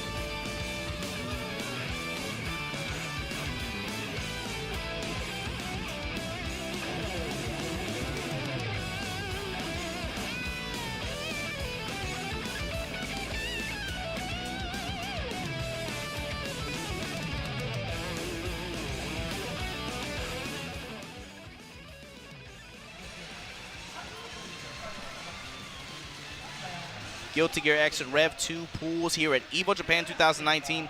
Thanks to you guys for tuning in from all over the world, wherever you're watching from. Majin Obama here with Renja, giving you this pools action on the main stage here at EVO Japan in Fukuoka, man. Bit of a ways from Tokyo, man. Way down south, the west coast. Yeah, Southwest indeed. Talk to the weebs, man. What's the what have you liked about your Japan trip so far this time? What have you done differently than like last time, for example? What have I done differently? I went to one of the other temples. I forgot which one. Starts with an S. You went, all right, so you went to the starting with an S temple. Yes, that was pretty dope. You just went out there and listened to 21 Savage and did. And that was Meiji. You did stretches. That was Meiji. You did stretches in yoga pants. My favorite part about Japan stretches. I'm not rip, all right. I didn't lose a bet. But no, my favorite parts of Japan actually is usually going to Meiji and like just walking around, listening to music, being self-reflective and stuff like that. It's a good spot to do that. It puts your soul at ease, doesn't it? Yes, indeed. That's my favorite part of Japan, personally. And then you had to come to EVO Japan right after that. You had to get prepped. That's why I had to get my mental right. I had to know what I was getting into. You had to get nice and ready. No, that's definitely my favorite part of Japan. Fukuoka's been really nice as well. I'm enjoying the change in atmosphere, and the weather's nicer than Tokyo as well. So. Yeah, we talked about like the food culture's a little bit different out here. The way people look, the way people talk. Yeah. A lot more friendlier, a lot more open here. Even just like talking to people on the street, man, it's a little bit different. It's a different vibe to it. Yeah, it's my first time in West Coast. And they got a lot of K-pop fans out here too, man, this weekend, man. I think it's tonight, right? Yeah, the concert? They are wild down here. Oh boy. All right, next up we got Rikai versus AmericanMeowth. Oh, AmericanMeowth. Now, look, I'm going to be honest with you, man. If you sign up in the bracket as AmericanMeowth, I don't think you're going to make it very far in this pool. So I'm putting it on AmericanMeowth to show me something. All right, rocking the jam. Not off to a good start. Off in the corner against Elphelt like this with a shotgun out. Oh, man, I feel like I'm in America right now. Oh, he's not. God damn. Bullets. Running into the grenade. Cover me. Is this Marvel 2? Oh, wait. He's fighting back. Oh, with the just jump S-ing his way out. Raw Genki, we don't give a damn out here. Bridal Express into the Pineberry. Oh, launcher lockdown, and Team Rocket is blasting off again. Yeah, they blast get going somewhere, man. Now, my thing is for AmericanMeowth, can he fight with his back not to the wall? Can he get out of the corner? He's got to be able to give himself some room to breathe, be able to advance on his terms. He's had these opportunities, man, these light juggles. Hold on, just the tech buttons though. Big counter his starter. Oh, he gets the cross up. Oh, yes, launch anti-air all day, every day with the shotgun stance. Gets the close, that's confirming the knockdown. Able to card up on. Oh, gets the cross up again. Gotta watch the back of your neck, AmericanMeowth. And now you're looking for the burst as well. It's AmericanMeowth. There it is. That was a good burst. Just completely sails over him with the dragon kick. Hold on. Yeah, Rikai still has his burst available, right? So even if he takes the hit, which he does not, he'd be able to get out of it. Yeah. Bridal Express for the finish. Burst was carded up as well. Had an option there. Had a good bit of meter too. Maybe he'd have been able to find that behind the back DP or something like that. Maybe could have fished for one more offensive sequence after that, be able to have a chance. But man, Rikai just in control. Rikai, he's shown that he knows what he's doing. Oh, he pumped balled the Pineberry. That was If cool. he did that on purpose, AmericanMeowth, that's not a bad way to start. Tech buttons from AmericanMeowth, able to capitalize over that self-destruct. Oh, counter his 6H though, eating a lot of damage. Not choosing a burst yet. Oh, nice. Actually stuffs the anti-air that time, or stuffs the cross-up, I should say. The launch anti-airs though, they've been working out for Rikai. Ryujin here, able to get in the corner, but then AmericanMeowth, puts himself back in the corner, gives up the positional advantage. Jump S, counter hit in the air, counter hit sweep upon landing. Rikai able to take control once again. I like AmericanMeowth going for some just defense here, but he had a lot of meter to be able to be able to give himself an opportunity, give himself some space to be able to try to escape that pressure, which is what you have to do in Guilty Gear, right? Yeah. When you have that meter in that situation, when you have burst as well, you didn't see him try to change up too much about his defensive habits right there, just committing the block, but you had resources to be able to give yourself a chance. To get the knockdown with the Pineberry out. Oh, nice counter again. That's not the first time he's done that, right? Yeah. So I have to believe it's intentional by now. In AmericanMeowth, that's one way to deal with that grenade situation. Pop it right back in her face. Don't let her control neutral for free like that.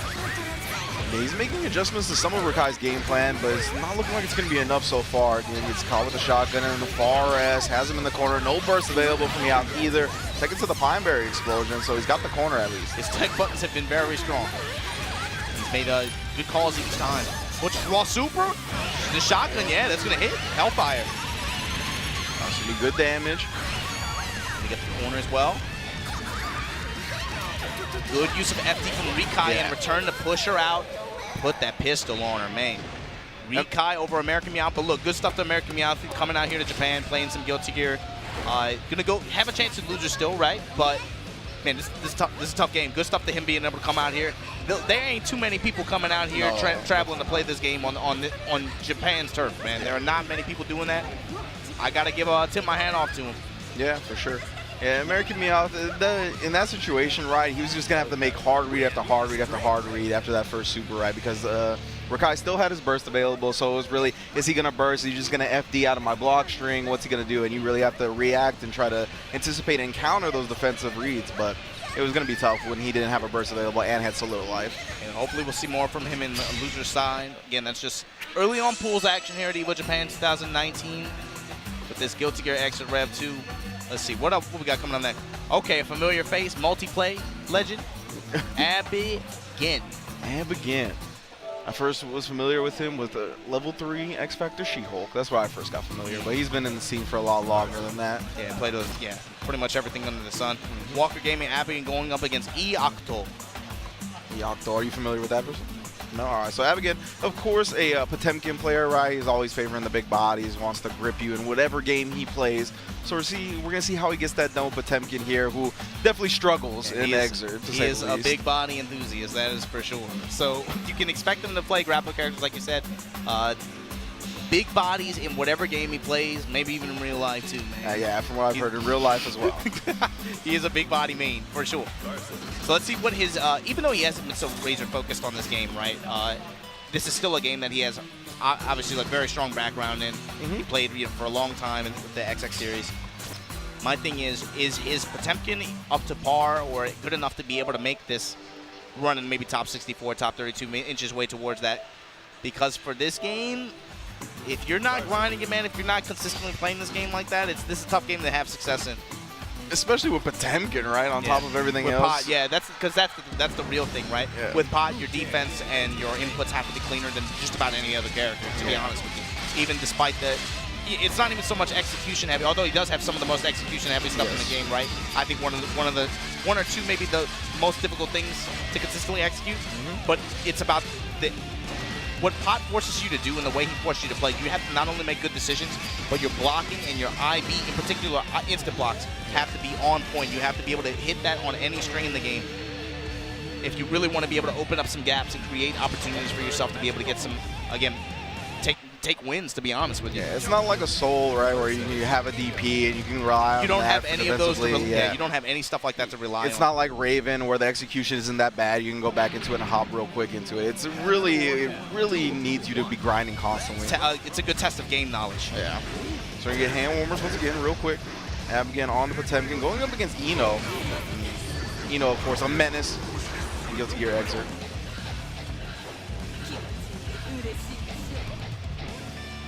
That's gonna be the button chat. Maybe. Just play it out. Just play it out, man. In the instant kill and everything. But yeah. So Potemkin, big body, gonna be going up against Ino, obviously susceptible to the overheads, but I mean pretty much every character is with the way Ino works. Yeah, for sure. Ino in this version riding high, man. This character, for some reason, man, she was pretty good before. She was pretty good before. Definitely riding high this version, and man, she has been in everybody. It's been very, very. A lot of the Ino players, right? They've had some pretty good success in the past year or so, and on big stages, I would say. But this version, she is definitely very strong. This is gonna be a tough. It's a tough match for Potemkin anyway, right? But especially now, man. Yeah, in this version where Potemkin still has not been shown any love, and Ino buff. And we gotta show some love to Cup Noodles real quick though, man. That nasty little cutting right now. Yeah, I like that. We're not used to that with this game. Hold on. So it's gonna be Abegen on the left. Oh, the big chop counter hit. Gonna be dropping him in the corner. Yeah, shoulder from long distance and blocks the burst. Yeah, he is going to have that. Abegen does. He has been playing this game for a long time, especially if it comes to read situations like that. He's used to playing grapplers. He knows what to expect in situations like this. Going to burn the meter. Extend, gets the stun, lowers his shoulder in the corner like that. Come on, Abegen. I love that you say that, right? Because that's definitely something he has as a player. Yeah, that's a player strength. Wherever game he plays, whatever game he plays. That, to be fair, this character can really accentuate, right? Yeah. We're going to knock down the corner now. No burst available from him. Blocks the note. Oh, just gets tagged low. Yeah, gets the first 2 highs. Gets eaten up by the low after that. Landing mid. Good blitz. Able to get his knockdown. Backdash into the 2K, though. Able to flick. Well, flick on the HCL. You can see what makes this so tough, right? Whenever the note is like that from full screen, if he runs into it or if it touches him, and he's a big body, right? He has a big box. It's kind of difficult for him to evade a lot of those. And also, you know, slide head, right? Full screen, Ino has so many ways to get herself off the ground to where she's no longer susceptible to the shockwave like that. Yeah, of course, just a normal ground dash getting her off the ground. Chemical love on top of that. It's just so many tools. Bringing out the note once again, tries to flick it away, but the guitar will put him in. Yeah, he has options to be able to check some of these projectiles, right? Like HCL, like the note, but the problem is he has to commit to them as well. And that was a great adjustment, right? He just managed to stop the flick in the middle of the animation. Gets staggered and choked out, knocked down again. Wow. Tags him at the very end of the backdash like that, gets another counter hit sweep. The RC. High, the YRC startup gets counter hit there. Plants the note once again, commits the blitz, okay, able to work out here. Abegen gives himself a chance, but again, Ino's able to get off the ground so quickly like that. A lot of her special moves get her off the ground naturally. Her forward dash gets her off the ground naturally. It's not like some characters where they didn't have to think about it. Just kind of just chemical up. Was he mashing on throw there with the 6H, but it ended up working out anyway. Abegen forced to spin the burst here, gets in, slide hit voided. Trying to flick away any projectiles. Nice FD in the air to stall the progress and then come down. Nice. Iiakuto. Nice, nice, nice. I like that FD break in the air like that. The stall FD cancel. That was sick. Long enough just for him to be able to put that normal out there and tag him on the way down. Yeah, to me that was very much a situation of the Ino just like chilling back in that first round, seeing what Abegen was going to present, and then it was like, oh yeah, it's Potemkin. Let me not give him any room to breathe. Yeah, well, I mean, it's a checkmate situation, right? All right, with the cross up. Comes in with stroke, gets low. Just bland. Post burst, I'm just going to come in, IND swing. Right, okay, what backdash. nice beefy backdash. Again, Potemkin, one of the best backdashes in the game. Grappler kind of needs it. Definitely. Still, it's not getting him out of this corner, and then just takes into a ground throw, puts the note on top of him. No, just blocks the reversal super as well, and then goes with stroke the big tree to get under. All Ino. Yeah, able to tag him out of the hammer fall there, and then just comes in. Light button presses after. Iiakuto on set point at this round. Hold on. Comes in with Mega Fist. Takes the wall. Tries to go for a grab, but red burst, he was ready for it. And then Psycho Crushing away. There you go. Gets the punch pick up. Trying to string him up. All right, chop counter here. You see how much damage he does if he gets one of these counter hits. But Trishula. Captain Corridor. Trying to push, comes in swinging again. Iiakuto, as long as he has any meter, I mean, he's fine with this, dude. I'm going to use my meter just to get another chance, because as far as I'm concerned, if I'm Ino and I knock you down, you might not get another chance to play or do anything. Gets the low touch off the blocked highs. You see Abegen now having to commit to using FD to try to push her off at all. Whoa! Use wires, he gets tagged out of startup. Good jump, but into the no. Abegen, you got to be careful. Psycho Crusher right through that hammer fall. Iiakuto, 2-0 over Abegen. You see, Abegen was getting kind of desperate towards the end there, trying to instant block the notes. He kept messing it up, just getting meaty. That's what we were talking about before, right? Yeah. You have to really practice that. It's tough. Yeah, you need to utilize every defensive option to the best of its ability when it comes to playing Potemkin in that situation. He knew he needed to instant block. He needed as much frames as possible to get out of that corner, but it's hard when you don't practice the game a lot. And that's no disrespect to him, right? No, it's not even that he doesn't practice necessarily, but there are people who are still just like, this is the only game they play. They're still and he's a multi-game player. Yeah, exactly. But good stuff. to Iiakuto. How do you say it? Iiakuto? Iiakuto. Iiakuto. So Ino? Totan versus Sosou coming up. Sosou, we saw him play Kai earlier. Yep. I believe he was, what, second match? if I'm not Yeah, he mistaken. was the best of one arcade Japanese style Kai. That he was doing all the stuff. Run up, blitz, full screen. He was doing the dust YRC into the low. He did the charge stun edge to catch tech buttons. He did all that nonsense. The greed severs. Yeah, we'll see. Making his way through winner's side, but coming up after that, we got to finally, one of the big dogs, right? Koichi. We were just talking about how strong Ino is as a player. Let's see what he can get done this weekend, man. If the old man can make a deep run, that would make things pretty interesting, I think. Okay. Versus Kyutyo, and then I see Spike Slayer queued up as well. Spike, of course, West Coast Japan, Slayer player. What else? Gilgamesh player and Fate Unlimited Code. Plays a lot of stuff, man. He pretty much plays everything. That dude's he's a wild boy too, man. Wild boys all day, every day. You gotta be. I think you gotta be when you're a Slayer player, though. I think that's one of the prime characteristics. He's in particular is definitely on some wild boy stuff. So even for a Slayer player, yeah, he goes ham. Oh man, all right, I can't wait to see that. Then he'll be coming up in a few matches. But now we got Sosou on the Kai going up against Totan. I'm not sure who Totan plays. We will find out momentarily. Thank you all again for joining us. Evo Japan Day 2, we just getting started. It's a long day to go. We got KOF top 8 later. We got Million Arthur top 8 later. And it's going to be a good time. For sure, for sure. Yeah, got some good top 8s lined up for you guys. Oh, Dizzy, okay. Dizzy Khan. Oh, man. So you said I look like a Leo player. Tasty Steve says that he thinks I'm a Dizzy player, and I don't really see that. No, you look like a Zato player for sure. What? I think. Okay, whatever you say. But I like Dizzy a lot in this game, though. I mean, she should. She's good. Yeah, she's definitely good. She got the summons. Definitely one of the more unique characters. I mean, every character is unique in Guilty Gear. That's one of the beautiful things about the franchise. I mean, they pretty much confirmed what I was worried about was when she was initially released. You know, obviously she was a little. She's gotten nothing but buffs pretty much since then. Pretty much every patch. Yeah. And maybe never mind. I'm gonna keep that to myself. But okay. I'm gonna say she got a lot. She got a lot. She got a lot. She's a problem now. Okay. Maybe they overcompensated. I don't know. Whatever. Anyway, we'll see. I won't be mad. I won't be mad if we see some Dizzy success. We got Totan. She's a fun character for sure. She is. Yeah. She's really cool. And the interesting thing about her is, to me, her air mobility. Right? She has unique air movement options. And a lot of times, just because of the speed and because of the amount of air dashes that she has, you're often in range when you don't. If you don't know the map, like, let's say, compared to some other characters, her range is actually much further than it appears at first.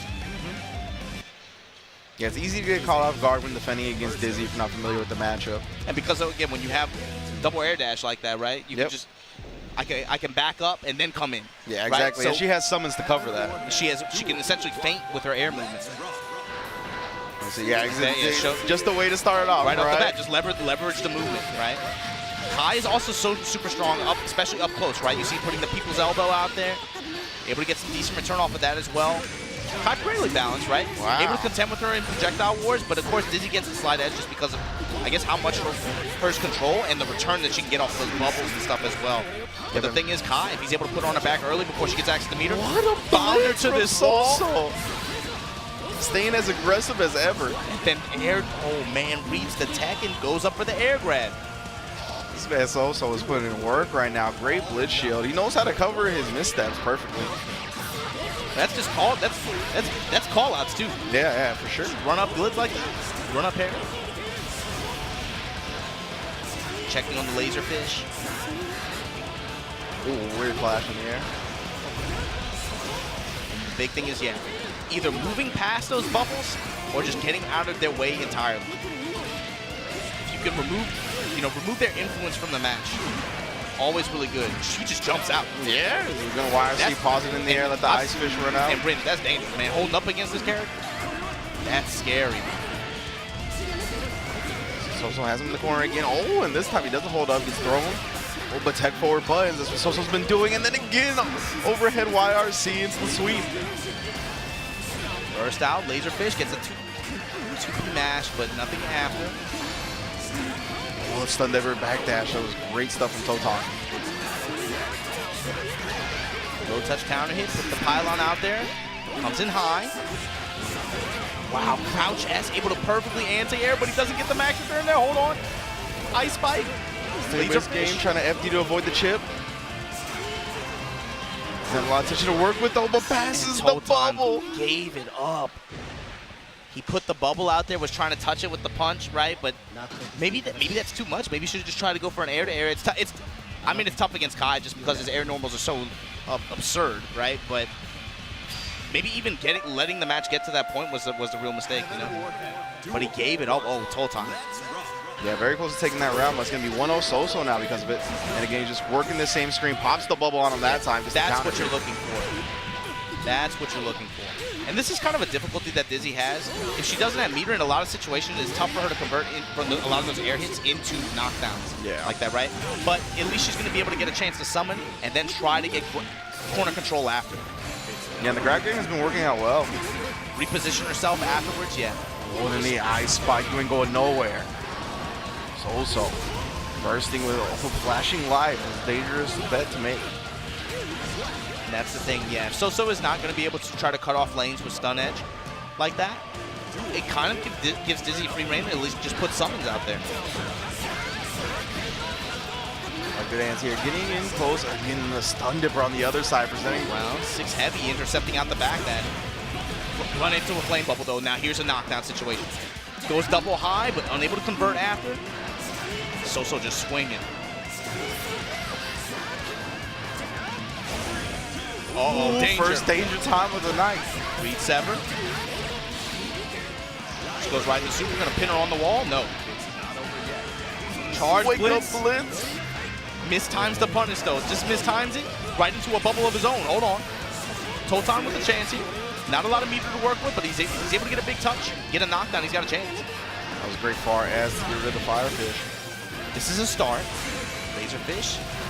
More summons. Goes right into a counter hit stun edge like that. For YRC. Gets a throw though. She's gonna get a good return from this. Gets a knockdown. And Oki. Gets Laserfish. Oh wow, Sosou has to give up his bird. Oh, Totan maneuvering around What if we him? talk about being in range like that and then he just runs into the bubble? Sosou, he gave up that last round. Yeah. And I think it's exactly what you said, right? He was trying to set up the enhanced stun edge, put the seals out there, but the distance that Dizzy can close is quite far. Yeah, it's very, her range is very deceptive. Heaven or hell. Duel. 1-1. Let's rock. Sanglo started off, and Totan doesn't want to give him any momentum. Chooses the early burst, but gets clipped again anyway. Now we're in the corner. Yeah, grounded down heavy like that. Able to give him this position, give him some damage as well. Totan back to the wall early on here. He gives up the high hit. Reset. Goes empty low this time. Fine. Doesn't even try to pursue after the stagger. Try to bait the burst that wasn't there. Oh, he is going to spin the burst. Not going to choose to give Totan any offensive momentum here, despite only having a pixel of health left. He runs into the seal. That's going to be match point for Sosou. Duel. Keep on rocking.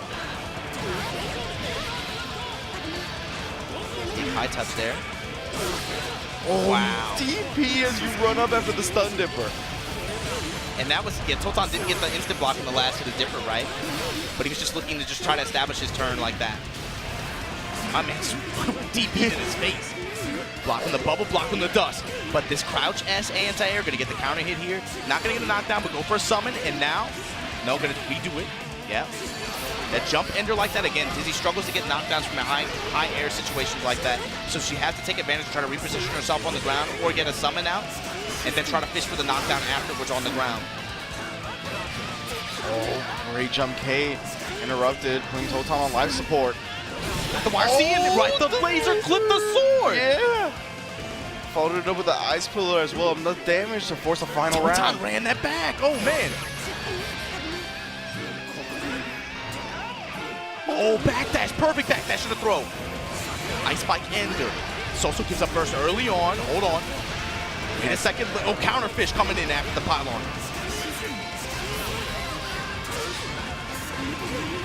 Push burst, no burst now on either side. It's that guard, that fish has a guard point on it. It'll attack after it blocks something. Runs to the seal, didn't expect the active frames to be there. Now Sosou's advantage here. Gets a nice anti-air touch there, unable to convert afterwards though. Putting out these charged edges. Had a whiff there. Okay, this is a start. Totan gonna get his throw off. Gets the corner, gonna get Oki too. Ice fish, gets the flame bubble touch. Ice Spike just misses. Good block on the dust. Still alive here. Oh, he interrupts the pressure. What a crouch punch match. Oh, what a throw. Gets another throw. Option just laserfish. Gets the Totan. Totan. No knockdown. He's gonna have to go for summon. Ice Spike. Sosou has his burst back as well. Oh, that's dangerous whip. Good use of FD. Gold burst. The burst. Gets the jump punch done. Totan. That's a good little set, Yeah, man. That's a good little set. For sure. Adjustments on both sides. Totan able to clutch it out over Sosou. 2-1. Man, yeah, that was definitely super good. The Laserfish coming into big play in that final round. There aren't too many pool matches, man, where, you know, like, come on, man, it's pools. It's pools. But then sometimes you get a nice little, a happy little accident like that, right? It's just like a good set for no reason. Good match, and then we're going to follow that up with a Koichi stepping up next as well. So we're going to have some good Guilty Gear action back to back. Hopefully not done too quickly, but there should be some awesome games coming up. We'll see. Thank you all again for joining us here at twitch.tv/Evo. This is Evo Japan 2019 Day 2 here, starting Guilty Gear Exit Revelator. Tekken started as well. We're going all the way down to top 8 for those games today so they can take the stage tomorrow. It's going to be a great day tomorrow. And we got top 8s coming later tonight as well for KOF and Million Arthur. All right, so what have you done in Japan since you came here? Talk to me about arcades. Arcades. I went to Hey Arcade because I was staying in Akihabara, so that was pretty close. What'd you play there? What took you by surprise? It's been a year since you've been here, right? For the most part. Yeah, I played Tekken. Well, how do you feel about it? Round 2 just released, Wednesday, right? Yeah. How do you feel about it? Round 2 is pretty cool. I've been playing Armor King, so it's a fun time, right? Yeah, it's fun. Yeah, exactly. And I've always been a fan of the wrestler type characters. And I never really played King in this game, so going into Armor King, and then I get access to the throws and the tombstones and all that. So I'm a big fan of that, just easily. Yeah, I noticed they were talking a lot about like VSync issues with the new release in terms of like input lag. But I think that Ben and Namco team is already on top of it. They said they're gonna roll something out. I think I saw on Twitter them say something like that. So I'm looking forward to playing that a lot more in arcades as well. Yeah, I played a little bit of Guilty Gear as well. You know, I mean, it's always fun playing Guilty Gear in these arcades because that's when you get to play against the players that play in the arcade all the time, right? And they present these strategies that are just like barbaric. Like that's how I like to describe them. Yeah, I'm looking to get wet tonight later at Taito Station Tenjin, I believe? Yeah, Tenjin, Tenjin downtown Taito Station. It's going to be a good time. I know a lot of people are going out there. I believe that's where the Street Fighter V Loke test is as well. So oh, really? Yeah. So if you want to play some Street Fighter V in the arcades, you're in Japan, definitely that is the place to do it on top of that. Yeah, and so there you see on commentary, you got Nage with Kamizono. Of course, yeah, Nage, Evo Japan champion from last year. Kamizono, your official Arc System Works title commentator for Guilty Gear in Japan. Okay. And also, he's a good player too, man. He plays a lot of stuff. He plays Dead or Alive. He plays. He plays. He plays Dead or Alive, but also Soul Calibur. He's been doing really well too. I want to see how he does in the Soul Calibur tournament. Yeah, he's the one that was saying that I'll come to Fighting Tuesdays next week and win with a different character. He talks a lot of mess. He's funny. He's funny though. Yeah, I like that. Of course, I think everybody gravitates towards those players that show a lot of personality, that have some smack talk in their game, right? Even if it's not malicious, just do something. This is an old head though, man. Goji line, again, he writes strategy articles, does a lot for the community out here. This is Koichi. If you don't know who this guy is, you ain't paying attention. Going up against Kyutyo. Heaven or hell. Duel 1. Let's rock. Yeah. Koichi. And we're going through pools, or going through the whole pool of Guilty Gear Extra today. Going down the Rich, you're from California, aren't you? Yes. Why don't you read off on, I don't know, man, Oh, you want me to read the sponsors? Yeah, do a segue or something. All right, I'm not going to do a segue, but I'll shout out the sponsors when they come on. No, do a segue on NTT Docomo. I want to hear what you got to say. I don't know how to do one on Docomo. And look, I know how to place some awesome high-clarity phone calls in Japan, man, with NTT Docomo. How'd I do? Is that good? Is that good? No, it didn't have anything to do with the previous statement. Yeah, it did. Because you know and I don't know? Yeah, because I know, because I'm in Japan. I guess so. That's all right. That's all right. You know what else is all right? The Street Fighter V location test at Taito Station. Make sure you give your title, your local title. You can't force it like that. Like I can't do that. It has to come naturally to me. I can't just force things. Sometimes it's about just ramming that stuff in, man. You gotta force it. Just like I'm forced to pay over 9,000 yen a month with NTT Docomo, man. They have incredible coverage out here, guys. I tell you, I should have never gave you that California shirt. Turned you into a monster. You should have never given me these cup noodles, man, because I'm turning into a monster. I'm fat as hell right now. Goddamn. Oh, man, what a beast. What a beast. Like, you can play, what, shit. What's some beast stuff? Give me Wakwamba. Go. With Kwamba, Yeah, the B sticks over at Kwamba. You can pick one up here at Evo Japan if you're in the building. That's Of right, you course, can pick you up can that- go online as well. There you go, Use there you code go. MajinObama/2D Jazz to save 5% off and all that. If you want to play like a beast, you need to get that Obsidian, man. I see, that's better. Cup noodle. Making me hungry, man. That Starbucks did not cut it at all. I'll tell you what.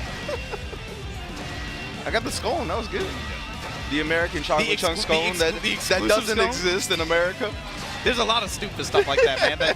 Right? They have like it's just a normal cookie, right? It's just like a chocolate chip cookie. Okay. But in Lawson, it's sold as American cookie. I'm like, what the hell does that mean? It's just a chocolate chip cookie. What is it? Is it American because it's sweet? Well, you know what's sweet is this Guilty Gear action that's coming up now. Let's jump into the match. That was corny. Yes, that's two doogie. That's exactly what you just did. That's two exactly session- what you were just doing. I get that 2-session That's hands why out it's of 5. trash. Koichi, is this real? Koichi playing Elphelt? I'm sure the names are switched, right? I would think so. Yeah, I believe the names are switched here. Koichi, legendary Ino player, and he's going to work like a legendary Ino player right now. Well, yeah, he also plays Millia as well, right? But he's known for his Ino for sure. Comes in high, trying to frame trap there. Just over the HCL.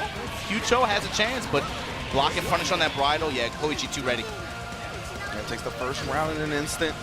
Not really giving up much momentum there. Winners round 4 too, by the way. If this is real, yeah, we're starting to get down there. So into the match. I believe the last one was as well the Sosou match. It's not up until like round 6, round 7 that you start to see the big bodies start running into each other. Outside of course, that Sato-Turio matchup early on. Ooh, gets to the other side. Nice sneak by. Gets the instant blitz. Full wall push now. You got to deal with this grenade situation. You got to deal with the shoddy. Backs up. Yeah, wants to stay out of range of an HCL, right? Just like that, Koichi able to side switch, take advantage. Getting kind of sloppy here. Other side low though. Bruh, why is she so dirty like that? Oh, well, the freeze frame. You like that free? Oh yeah, I wish we could have zoomed in like yesterday, man.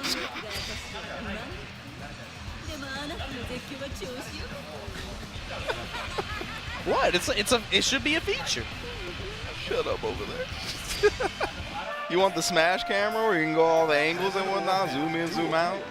No, I'm good on all that. don't I'm good want on all that? that. No, we keep it wholesome here. I'm just trying to see the dynamic shots. Whoa, spicy. That's spicy. What? All right, either way. Wakes up with the vertical chemical love now. And this Elphelt able to get the pickup off the two heavy. Holds the corner. Ooh, forward punch. Gonna spike him out the air. Gets the reset afterwards. Black beats. Those matter though, man. And gonna convert this into knockdown and full corner. No, not knockdown, but gets the corner push. Cycle pressure out. Koichi with a lot of meter.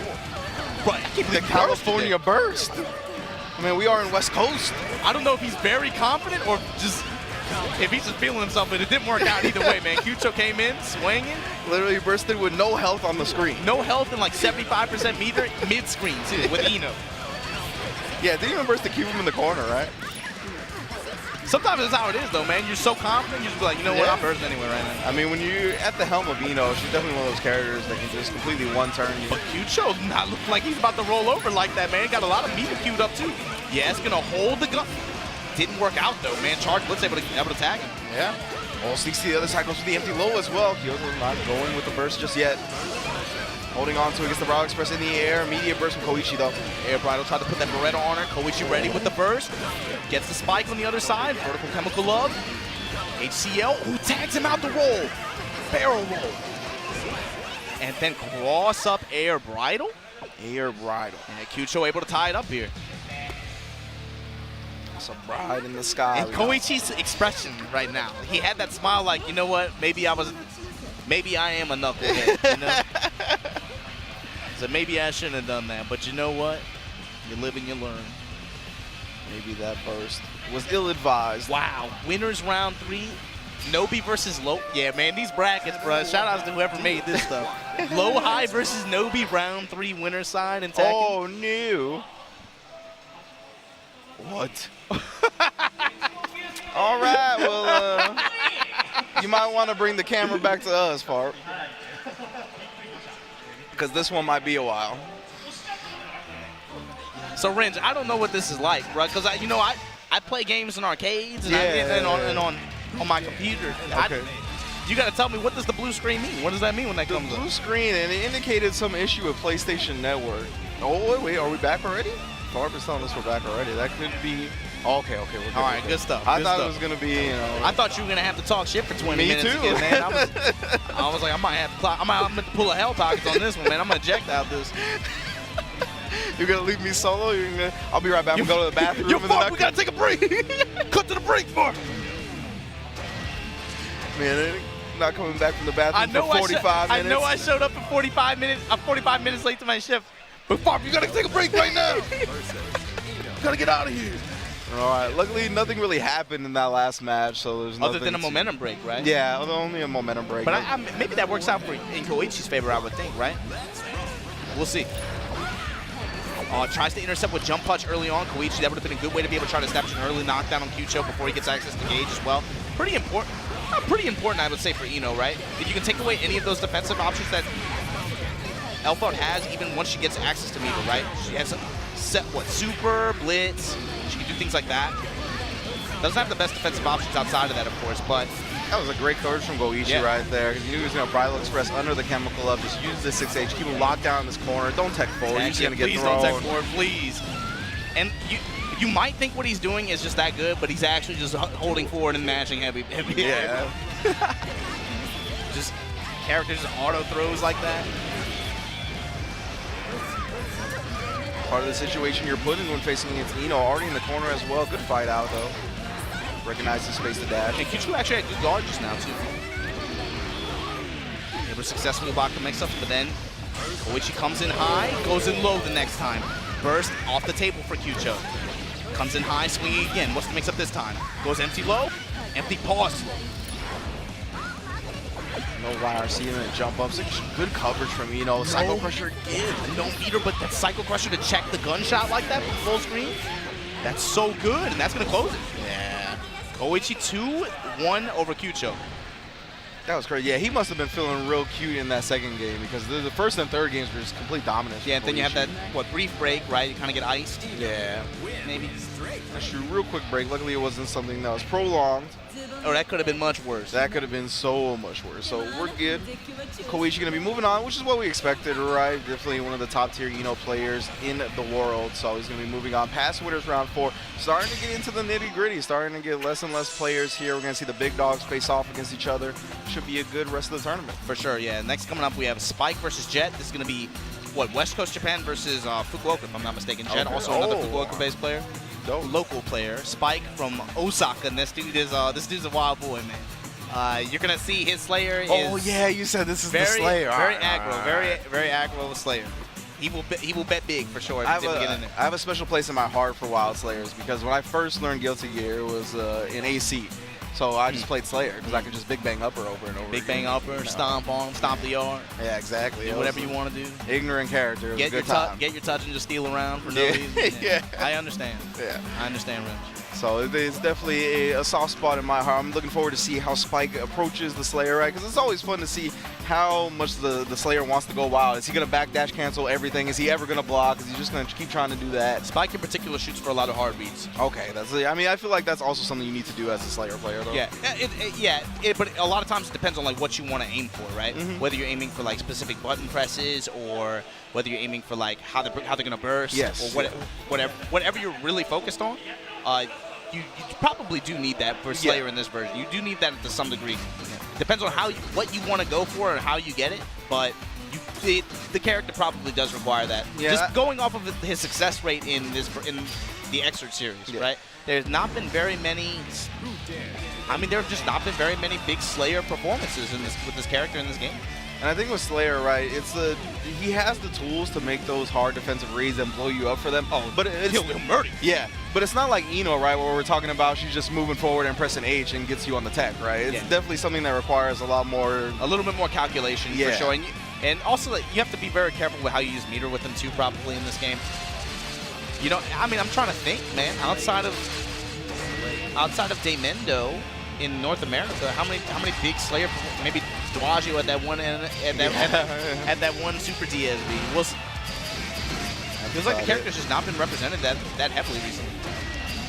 We are seeing Spike. He is choosing Slayer going up against. Oh my goodness. Slayer mirrors. It's gonna be that kind of day. Okay. See, out here in Japan, Hase's come close a few times in some big moments, but was unable to clutch him out, right? My man's got the leather glove on. He's definitely a Slayer player. You got, oh, the Spike? Yeah, I think so. Yeah. Oh, that's his signature? He stays having the leather glove? I mean, look at him, bro.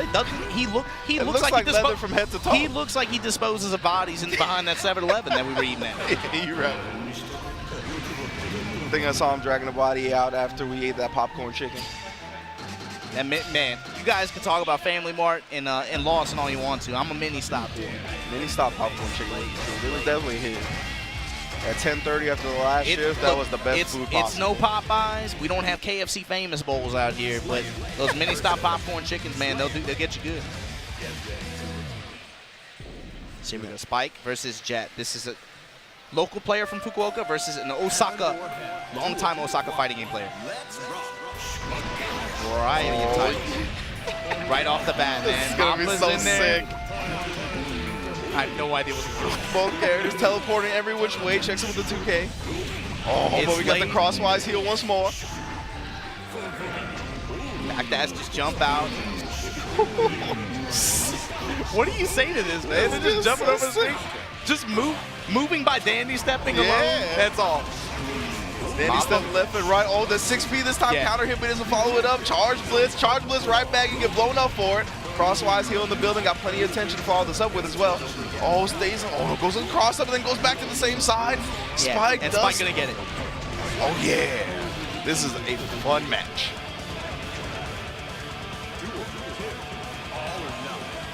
Feeling real dandy here. Nice backdash. Avoid the slide. Gets the counter hit overhead as well. My man, Jet was just pressing stuff while getting hit. Yeah, just melting 50%. Jet now with the chance though. Got the corner, but then BDC bite. Oh, 6P again. That's Close up to the corner this time. Those big money buttons, right? Counter hit 6P, counter hit pile.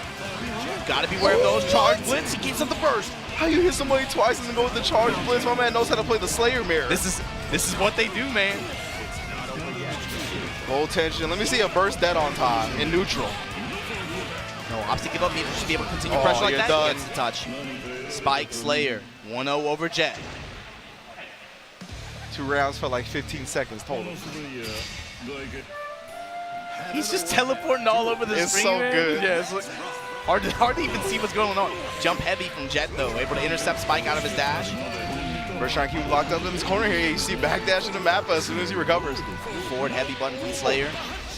I like that, using the forward dash to avoid the 6P this time, but another knockdown for Jet here. Again, backdash, get out of there. Danny step to follow up. Get the throw now. Spike able to build some offense now. Comes in high. 6 heavy. Oh, bunker. Dash out throw from Jet. Oh, wait, Charge blitz, blitz, counter right blitz. back at you. Crosswise heel again. Stop trying to swing on me. Unfortunately, not enough meter, but able to snipe him out the air with the crouch S anti-air confirmed. The sweet chin music. Trade. The counter here, yeah, he gets the knockdown. Made for Spike, but Jet able to get momentum afterwards. Left, right, really focusing on the left, right here. The blitz wars. Yeah, every blitz has been met with a blitz of its own. It's really, they're both just dashing through each other and then just betting on something. Yeah. There's no block. No block. Just do something. First 6 head. Gets another crosswise from mid-screen. Drops it short. That's okay. My man was just mashing as in his. Oh, the 6 stage gets the counter hit. And that's, yeah, Spike in good position now. We get one more. No, resets, gets the meaty D.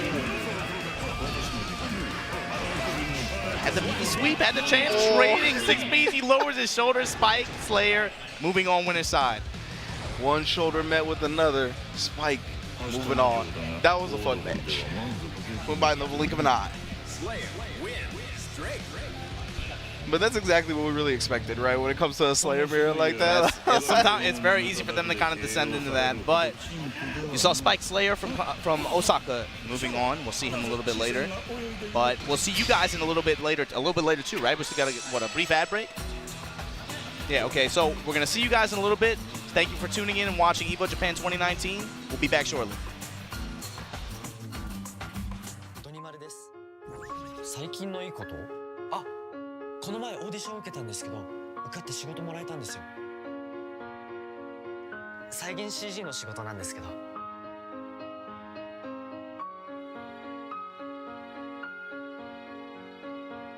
やりきってやりました。あなたにハッピーをハピちゃん。2月はドリンクもらえる DTV 特典実施中。やりきってやりました。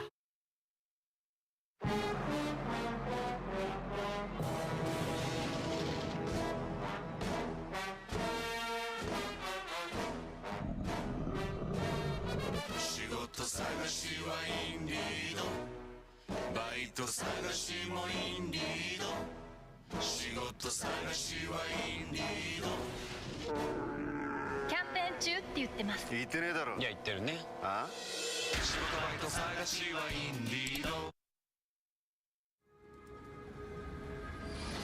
前へ進む。世界女王はゴールじゃない。次へ行く。日産の技術で自動運転を実現するために立ち止まってる暇なんて一瞬もない。日産は挑み続ける。プロパイロットで自動運転の未来へ。ぶっちぎれ技術の日産。二宮さん、今度何？サロンパスの CM ください。子供？新しい表現見ますよね。まあ張って寝て気持ちいい。ダメですか？ずるいよ。張って寝て気持ちいいサロンパス。120枚入りも。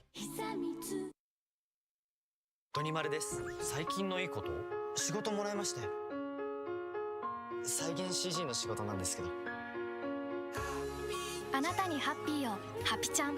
2月はドリンクもらえる。やりきってやりました。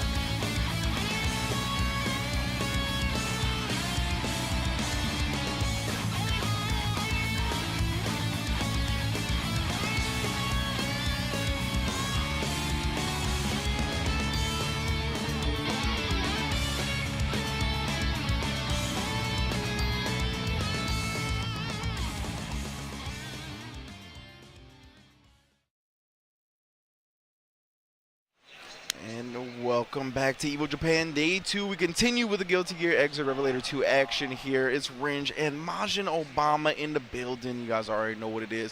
As we keep moving along, we're going to have some more heavy hitters coming up for you. Kazunoko is going to be playing in a little bit. But before we get to that, we got another match coming up. How you doing, Majin Obama? I'm scratching and surviving, man. We're almost getting through these pools, trying to find our way to this top 16, top 32. Which theme song is that? What do you mean? Scratching and surviving? That's like from a TV show. Times. Good times. There we go. Okay. Sorry, continue. I forgot what I was saying, man. It doesn't matter. Thanks to you guys tuning in from all over the world to Evo Japan 2019. Trying to get our way to this top 16, top 32, where the big bodies will start to collide against each other in this huge single bracket. Yes, the one pool. the one pool, yeah. The giant pool. Take a deep dive in as we got, what is it? Snatching? That's my man's name is Snatch, and we got to go with it. Snatching versus Kazuna. Snatching versus Kazuna. Hopefully he's trying to snatch some burst, man. We'll see. Hopefully. Yeah, he's got the Venom on deck as well. Knocks away the Pine Berry real nice and early. Pulls another one. It's not going to discourage him. Then gets the max range forward heavy, gets the knockdown afterwards.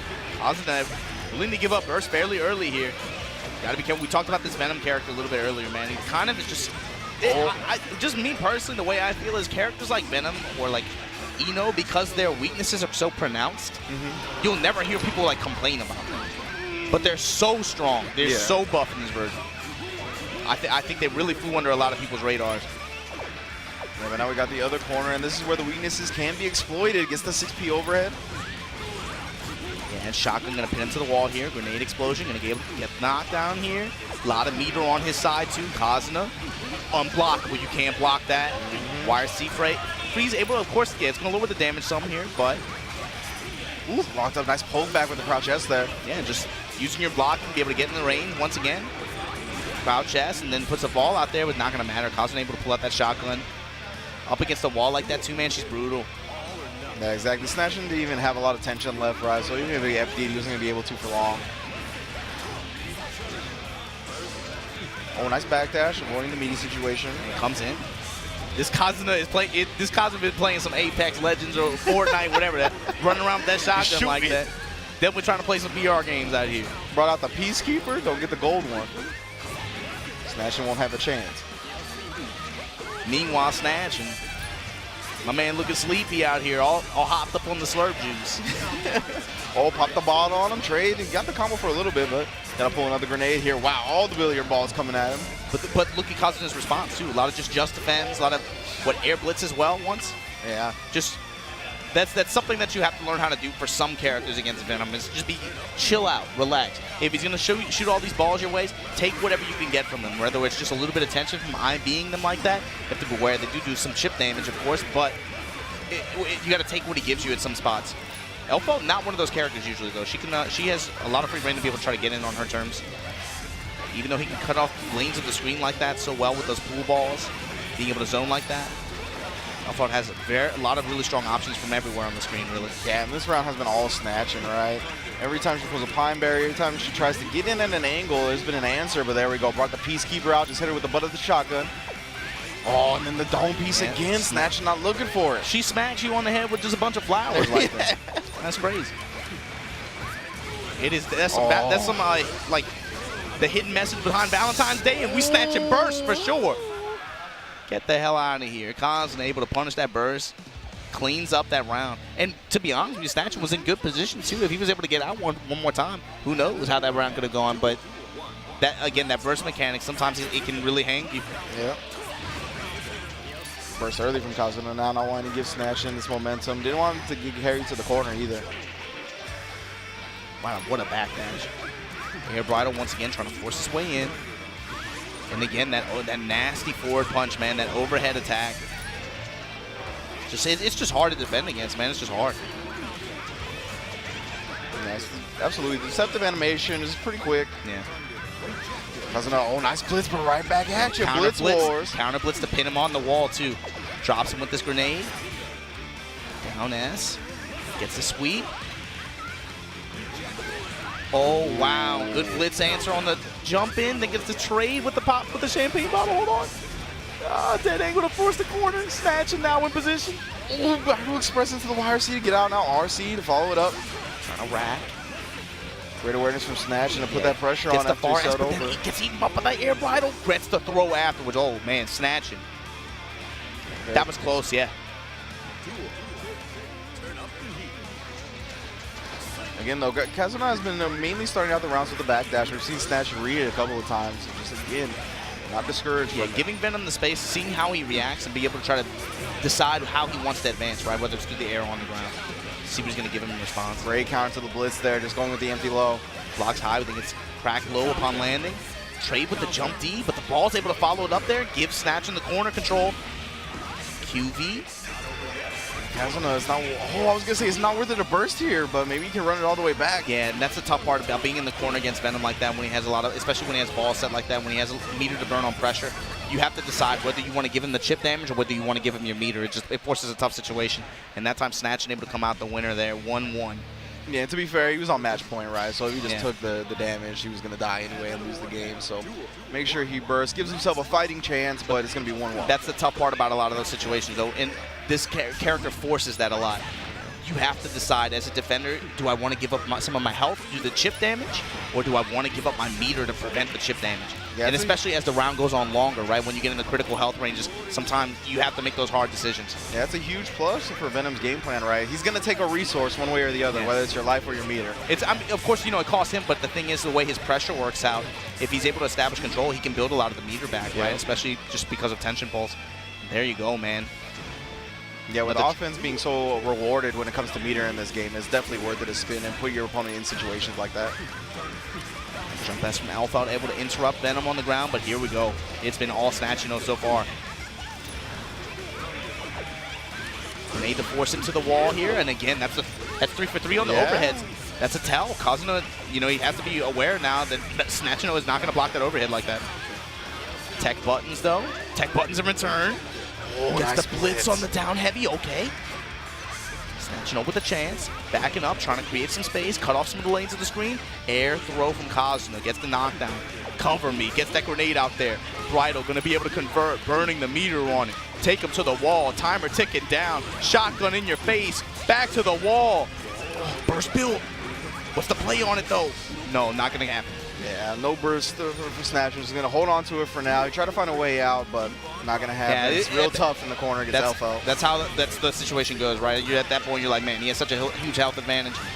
Again, the 6P. Still hasn't blocked it. Snatch is going to use the burst to try to preserve some life. Oh, great challenge. Get that Pine Berry out of here. Those counter hits adding up, too. This pool ball is making a difference here. Oh, tried the forward punch anti-air. Kazuna with great spacing was just out of range. You don't see that button whiff a lot in the ranges like that. But 6P. Go back to the well, yeah. Go back to the well as many times as you need to if he's not going to switch up. Then waits out the blitz. And then eats him up at the very end with the dust. Hit him with the red bottoms. Kazuna 2-1 over Snatch. And okay, and then next match coming up, we got the big dog, man. Dragon Ball FighterZ World Champion, Capcom Cup Champion, SBO Tokeki Veteran, you name it, man. But I'll tell you what he's not, Renj. He's never won a Smash Brothers Melee tournament. And look, he can't make that. You can't make the claim until he wins a Mortal Kombat tournament, right? Kazunoko coming up to the plate. We'll see him try to make a top 8 run this weekend as well. Yeah, of course. At EVO World in 2018, I believe made 3 top 8s. Yeah, if you want to expand the combo to that, like, yeah, it gets real crazy. Yeah, it gets crazy. But you know what? Never a melee, though. He never got one of those. Shut the hell up. He never got one of those. Shut the hell up over there. But yeah, Kazunoko, one of the GOATs of the fighting game community, right? Pretty much any game he touches, he's going to be at the upper echelon of the players in that game. Guilty Gear, of course, no difference. Where his first real game where he was known, I guess you could say the Guilty Gear franchise. Yeah, right. But back in the day as Inoue. But again, I got to talk to my man Hugs, the Smash brother out there, right? Shut the hell up. Somebody clip that and send it to him. I still think until he wins a Mortal Kombat tournament, until he wins a Melee tournament, you can't put that kind of level of respect on him, Renj. I'm just saying, man. Conquering dozens of arcade games, fighting games since then. Not really worth that much. If he can't wave shine you off of Final Destination, it don't mean shit to me. Just saying. Well, I'm glad you have raised your standards. No, right? I had to learn. You know, hey, hold on. Oh no. I had to learn. Yo, can we get the Spencer? Can you show us? I had to learn. This is my fault. I changed. New year, new me. Spencer, we need the camera. All right, well, Spencer says, too bad, Obama. But for everybody at home, Obama's holding up his California shirt. Don't put it on over the headset. It's gonna make noises on the headset, bro. Right. Yeah. I got more respect for that. I respect you guys at home more than that. Yeah, don't do that. We're barely getting the match on stage. The least we do is just chill out. One of my pet peeves actually is when my co-commentator like puts the headset down and they put the mic down first, so it just makes that loud ass noise when it bangs on the table. I'm like, come on, bro.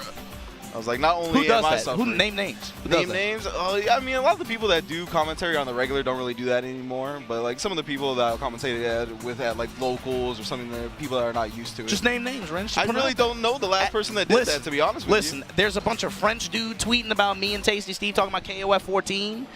I can't read that shit. But my point is, why don't you add them real quick? I don't name remember. The names.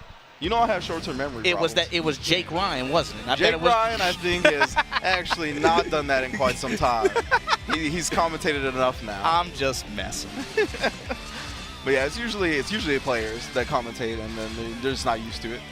We got Kazunoko in the building. You know, Kazunoko's actually been going back to his hotel room and just streaming like Q&As after the Evo Japan days. Oh, really? Yeah, I've been catching him on YouTube. I mean, they stream quite a bit. Yeah. Gotta give props to the guys, guys. They do put out a lot of content. Hopefully it all doesn't get stolen by Big Daddy Jende and all those other cornballs, but you know what? They're doing it, man. Man, Obama, you're a treasure. I'm glad we have you in California now. Yeah, hey, if it's only a matter of time before I was just absorbed in California. All right, so it's going to be Kazunoko stepping up to the place, of course, rocking the I'm serious. You got to give me a segue. Go. Call out NTT. Give me something. So I gave you a segue earlier. You're from California. You're supposed to be good at this. I gave you a segue earlier when we went to break when we were talking about defensive options. Give me another. It comes give me naturally. Look at all why are you trying to force this on me? Because look, bro, you're from California. I heard you put Tasty Steve on the spot. You put me on the spot. What's your agenda here, huh? I'm doing it to cover my own weakness. I'm trying to learn. I'm trying to learn. Look, man, I wasn't good enough to get invited to the Mortal Kombat reveal, to the Dragon Ball World Finals. Can you teach me your something? sex skills? That's why? It's got to be because of sex skills. You're right. It's got to be because of sex. You got to learn. So I shouldn't be the one doing it. I'm the one that got hired for those. Yeah, right? exactly. You got to teach me. You got to teach me. No, I can't teach you. It's something I didn't teach Sage. You didn't teach. Come on, man. Just run one on me. Shout out Twitter right now. Twitter is a sponsor. Twitter is a sponsor. Twitter is a sponsor. Just shout out Twitter. I really can't do it when you force me on the spot like this. I don't know. You know what? I'm forced to read some real stupid shit on Twitter. Make sure you guys get on there. There's dumb people talking all the time on there. I'm the alley-oop man. Whenever you do this, I just use a word that you then steal and take, and then you try to say it's 4 out of 5 Majino sessions when it's really -3. Oh, look, man. What was that guy's name? D. Whitty? What was his name? Jay Whitty? Jay Whitty? Come on, bro. He was not that good. No, he was not that good. He was not that good. I agreed with you. Once you ran it back, I was like, okay, I can see that. That's a very deserving 2 session ends out of 5. It was. Was the FGC Cypher, man? The FGC Cypher is going to be crazy, man. We might do the FGC Cypher this weekend. Oh, we could get all the rest of the members in on Skype or Discord somehow. We might definitely run it. do it. You want to run it before top 8 tomorrow? Oh, we can do that. We could run it at the same time as BB Tag top 8. Why not? we could do that. We could do it the intro BB Tag. Yeah, I like that. I like that. I really liked your idea. Yo, everybody get on Twitter. Let me know, man. Who do you want in the FGC Cypher? I think we got to get Chris T in there. Chris T, Smooth Viper. I think that's a match made in heaven. We got to get them on there. Chris T and Smooth Viper. Yo, let's get them on. Put everybody on. I want everybody on the FGC site. Oh man. I'm gonna map out a budget. We got at least $20 to work with. Okay. We could probably. That's more than enough. I don't know what kind of special effects that's gonna be able to afford, but we could probably put something together. I like the idea of it just being on Discord, and then we got the green icons around when it's your turn. But you gotta have like you gotta have the space in the back too. Like we gotta put like Windows wallpapers or something in the background. What's going on? Raven versus Axel. Oh yeah, it's going to be Kazunoko versus Idesan. Yes, Idesan, I believe, is from West Japan. He's another one of those Axel players that would have talked about that live out there, right? Yeah. There aren't that many, but he is one of them, if I'm not mistaken. Kazunoko, of course, going to have a lot of experience in this matchup going against some of the top East Coast Japan Axel players like Mitajiro, Yosuke. He's played a lot of them in tournament. He has had experience against them. Down heavy right off the start. You want to fish me going out there? I'm staying on the ground, big dog. This that real dirty bird. This the real Mike Vulture. Hold on. But here comes Idesan, able to hold the mid-screen range. fishing for those aerial approaches, right? He has to put out that P there. It's really good for being able to try to catch Raven when he tries to jump back like that, because that is the one thing that Raven kind of has. If he's going to be able to swoop in like that, it does come at a kind of predictable arc, right? And that does kind of cut off where a lot of characters are able to quickly just forward dash out of some situations. Raven can't necessarily do that. He has to kind of like jump back or like neutral jump and then be able to try to create room for the swoop. Yeah, Kazunoko picking his spots very well defensively so far. Oh, tries to get the command grab, a nice mash shot from Idesan. Oh, block on the crossover, instant block as well, so he can take his turn. Ivy and mash. But then Axel Bomber here gets the forward kick pickup. First still though for Kazunoko, just trying to FD out of the situation first. YRC Poison Needle. 4P, other side, burst there from Kazunoko. Micro walk out the corner, give me my throw. Yeah, Kazunoko tried to burst right there, keep him in the corner, lock down, and take the momentum back, but Idesan great defense. Oh, get out the sky. That time it works. That time it works. That's the second time he's done that at round start. Just because it makes sense, right? If the Raven player, they like to be in the air like that. Yep. It makes sense if they try to jump, you'll catch him. And Idesan really going to work so far. Kazunoko already down to flashing live. The Hellfire is active. Kind of a hard read round starter. Oh, just jumps out of the dust as well. This is great maneuverability from Idesan so far, but he finally gets knocked down. Just backdash into DP. And that comes in swinging, dude, over Kazunoko? Okay. And that's one of the things we kind of talked about earlier, right? When you're a multi-game specialist like Kazunoko, playing a lot of different games, and you just don't grind out Guilty Gear, these are the type of matchups that are going to plague you, the ones that Axel, the matchups that you don't get a lot of experience playing against. The big thing is, though, that, you know, with him, it feels like he never even really is depending on a lot of that character-specific stuff anyway, right? Yeah. He gets so far just off of his fundamentals. Yeah, just playing the Kazunoko game, right? But so far, Idesan has done a very good job avoiding Raven, playing against the character smartly. I mean, I'm more impressed. You know, he's only had that one with 6K so far, and that was at the round start of the first round where Kazunoko just bet on down heavy at round start like that, right? But aside from that, he's hit every single one. Been very good for just fishing Raven out the air like that. Poison Needle, I like that. That was a DP safe setup right there, and then goes to the overhead, and he bursts, and then just lands DPs, gets him out of the situation, but then not for long. right back in there, yeah. Gets the forward heavy as well, ground and pound. Swoops in, goes high-low that time. Yeah, just use one hit of the dash and then go with the low. Not going to follow up the dash with any more overheads. He had really good defense, though, I thought, up until that point. I agree. In general.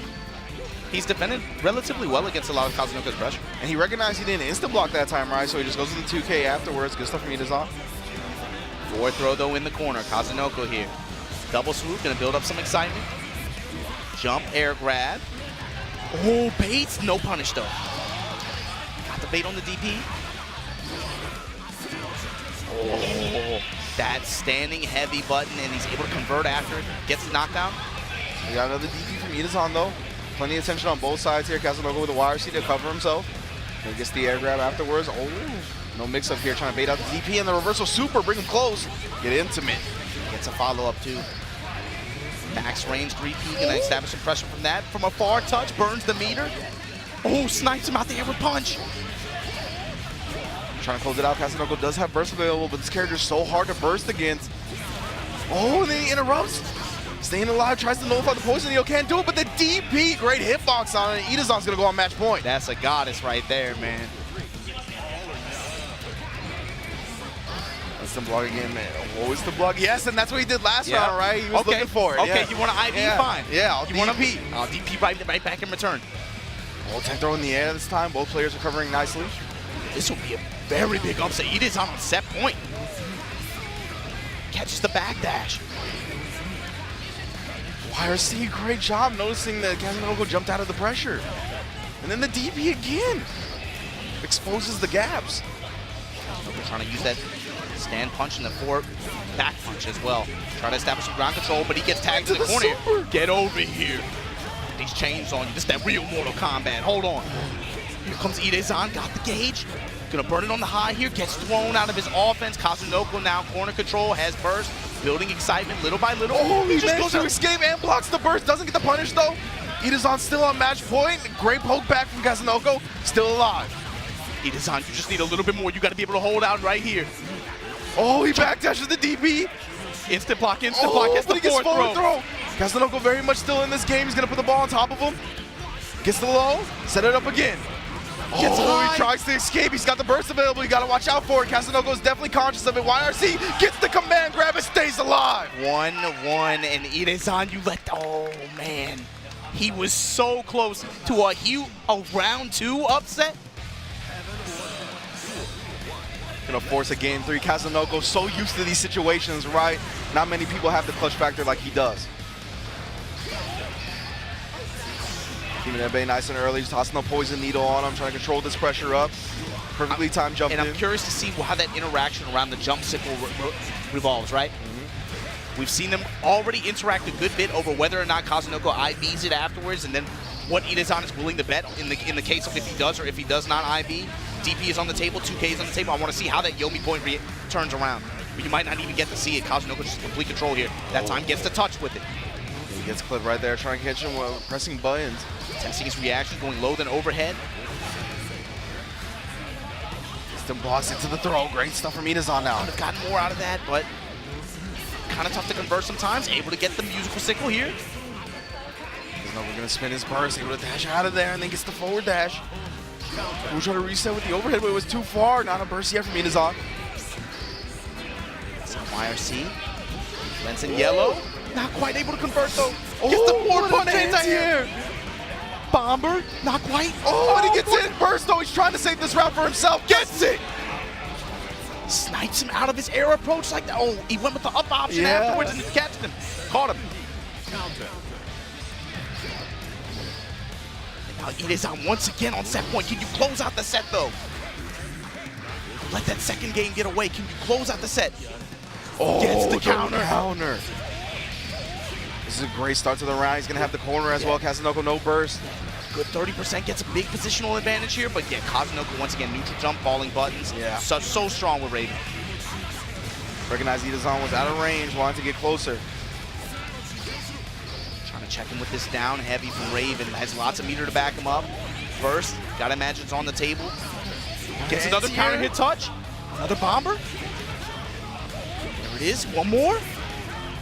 That's 3 in 1 combo. Let's go. On the verge of a big upset here. Kazunoko has long normals of his own though. Now he's gonna set up his own Oki. Goes with the empty low. Idesan no burst here. Finally able to block the mix up. Gets a dead angle to try to give himself another turn. Great patience on the dead angle as well. Burst. Gives up his own burst. Oh, trying to catch him down, but a great jump back from Kazunoko, interrupting it. And then goes low. Kazunoko, man, he keeps fighting his way back into this match. As he gets on the verge of defeat, it only powers him up. Kazunoko, start off with the counter though. Idesan sending a message. Just out of range of the overhead though, and this gives Kazunoko a chance. Oh, he tried to poke back, gets hit by the dust. The range on that stand dust is absurd. You got a DP, Idesan's gonna be able to buy himself some time here. Tries to go with the dust of his own, but it's blocked. Gets tripped up low, uses the signal to escape. Okay, this is a big touch here. Doesn't quite complete it, but he's able to get the corner. Runs up in his face, DP again. And we burn the meter on this. You thought it was your turn. Double bomber.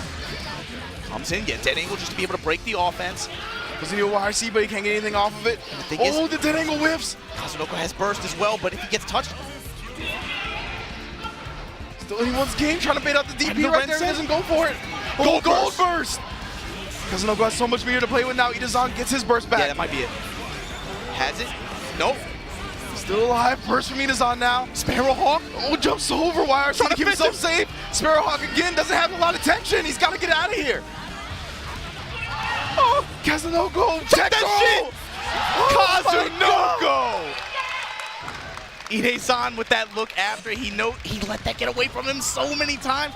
But look, man, as awesome as that was, as great as Kazunoko is, you'll never see him beat anybody on Final Destination with the items off. Shut up! At the end of the day, that's all that matters, man. Oh, and narrowly avoiding a big upset in round 2 of the tournament. Kazunoko hangs on, my God. He's got that Jordan clutch, man. I don't know if anybody else in the fighting game community can really match his clutch factor. Every time he's on the verge of defeat, he looks like a different monster. Yeah, I don't even like calling him Jordan clutch, man. Jordan, he tried to play baseball once or twice. You got to remember, he played in MLB. So that's what Kazunoko go to Smash. That's his baseball era. Look, you can't stay in the NBA and soccer, man. You got to be able to win in cricket too, man. You got to be able to win the cricket game.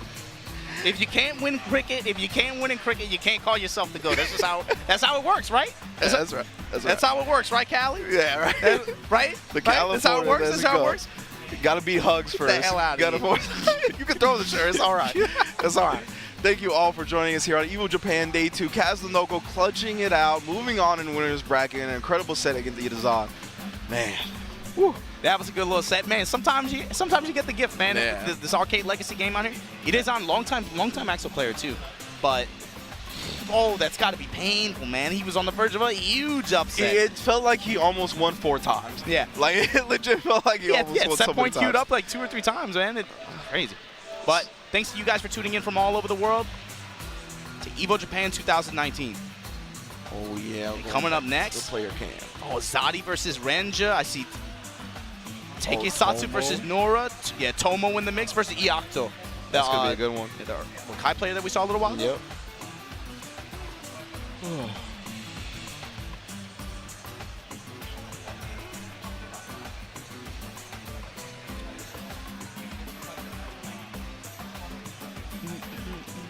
Man, oh man, that was quite the set. Thank you all for joining us for some Guilty Gear action. That was an incredible demonstration of fighting game talent. Of course, Kazunoko, that's what you come to expect from the man, the legend.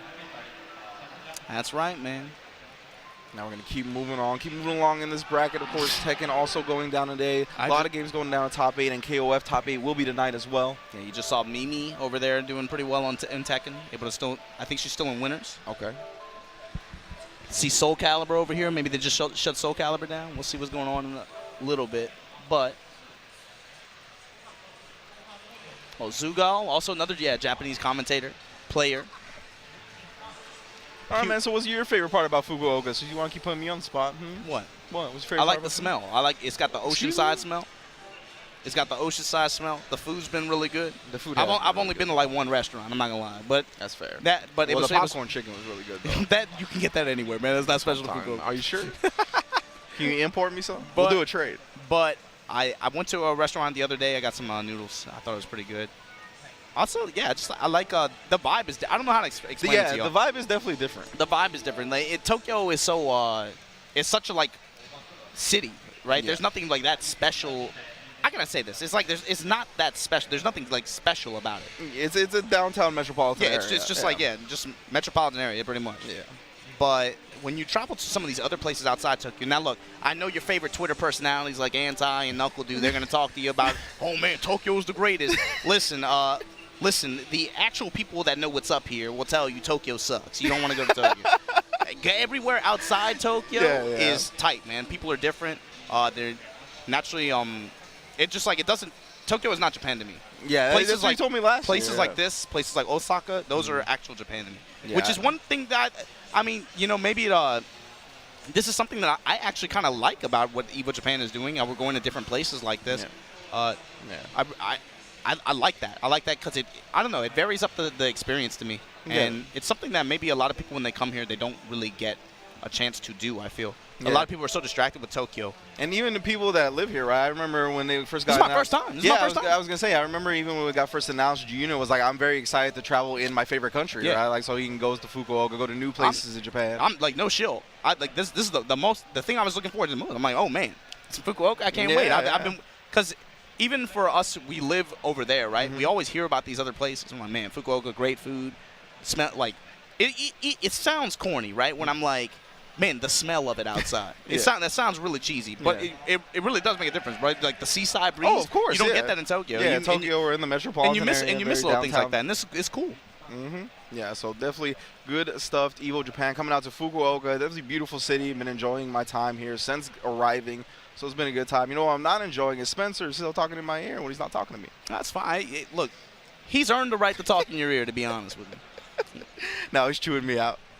He's earned the right to say whatever he wants to. He can talk, he's from California. He can talk as loud as he wants to. Look, I wear the flag of my people. That's what I'm talking about. My man right here. They talked about the hairline too much, man. I had to join the winning team.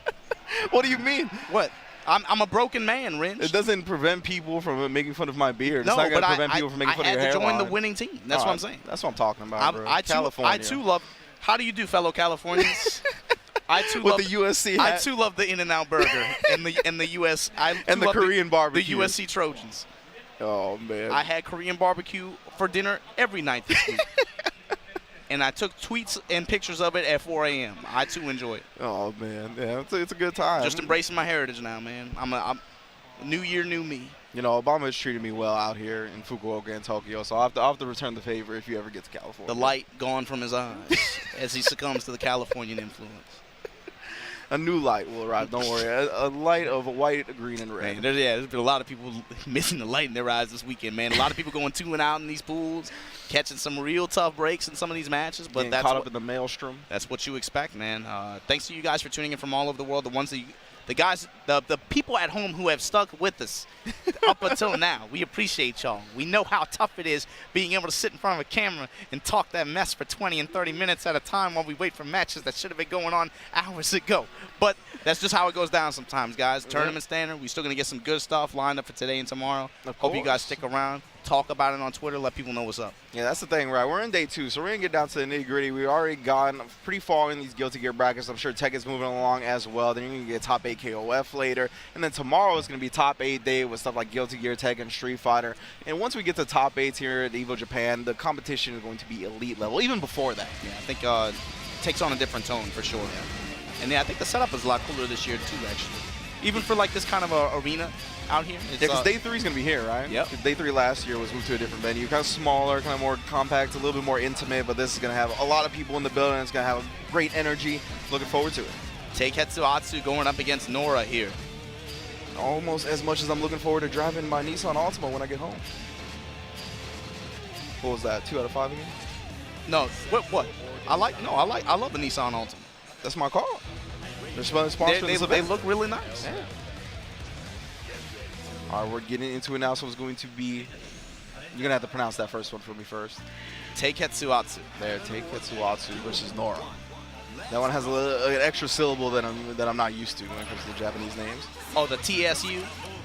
Yeah, well, like, it's just much longer than the usual Japanese names, for me at least. You know, button checks all. Got to queue up this Raven versus Elphelt matchup. So, of course, both of these characters really strong characters since they were introduced into the game, into their respective versions, right? Elphelt still in this version. The way this matchup kind of works out, right? They had to change up a lot of things about Raven Zokizeme and the way he works, but he still has a lot of really strong options that maybe a lot of other characters don't have for being able to get in or disrupt Elphelt's game, whether it's mid-screen or long range, right?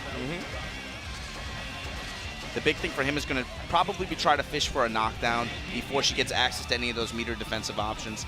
Be able to put her on her back early, and the big thing is, yeah, avoiding corner situations where he has to. It forces him to have to make some tough decisions, especially if he doesn't have any meter to back him up. But even so, Raven has such good. I mean, he's still just a really good character, man. He has more options than maybe a lot of other characters in a lot of these other situations. All right, so getting into the match. Invo forward dash, the great back dash, the great reach on some of his normals. Especially, man, he gets really scary once he's able to build that excitement gauge at the bottom left corner of your screen.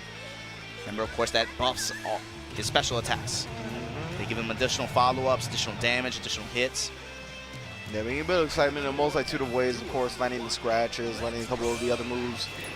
Either way, Nora going to try to prevent that from happening, right? Getting the primary out early, trying to pop these guns, pop these bottles. But Teiketsuatsu just runs into a grenade round start. And you see him taunting Nora there with that stance where he's also able to tank hits.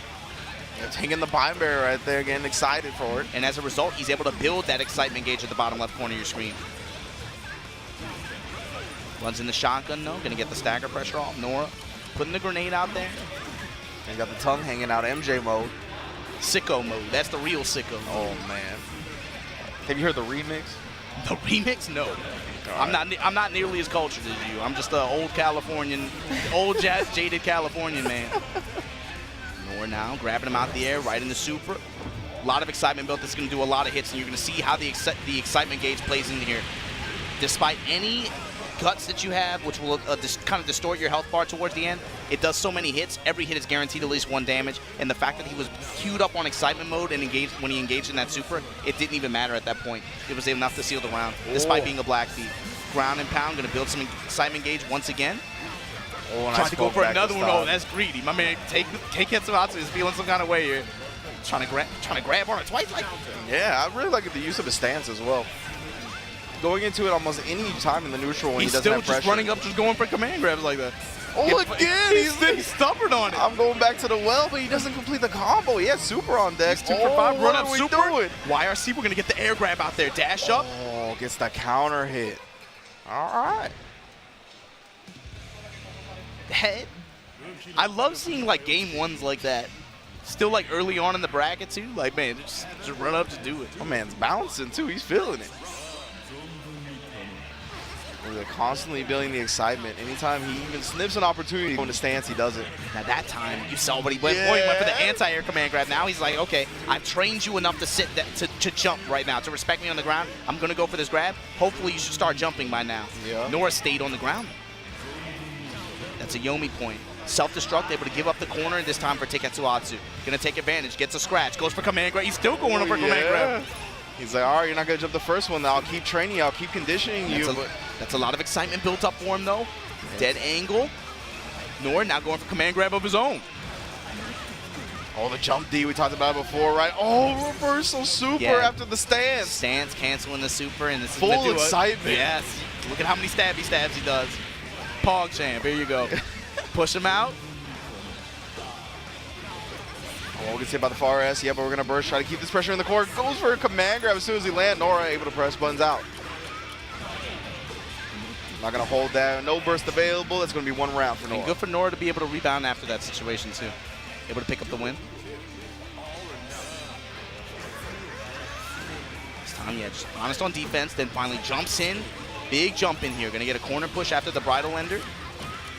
Grenade out there. Another forward throw to catch him out. That dive kick can be really annoying to deal with sometimes.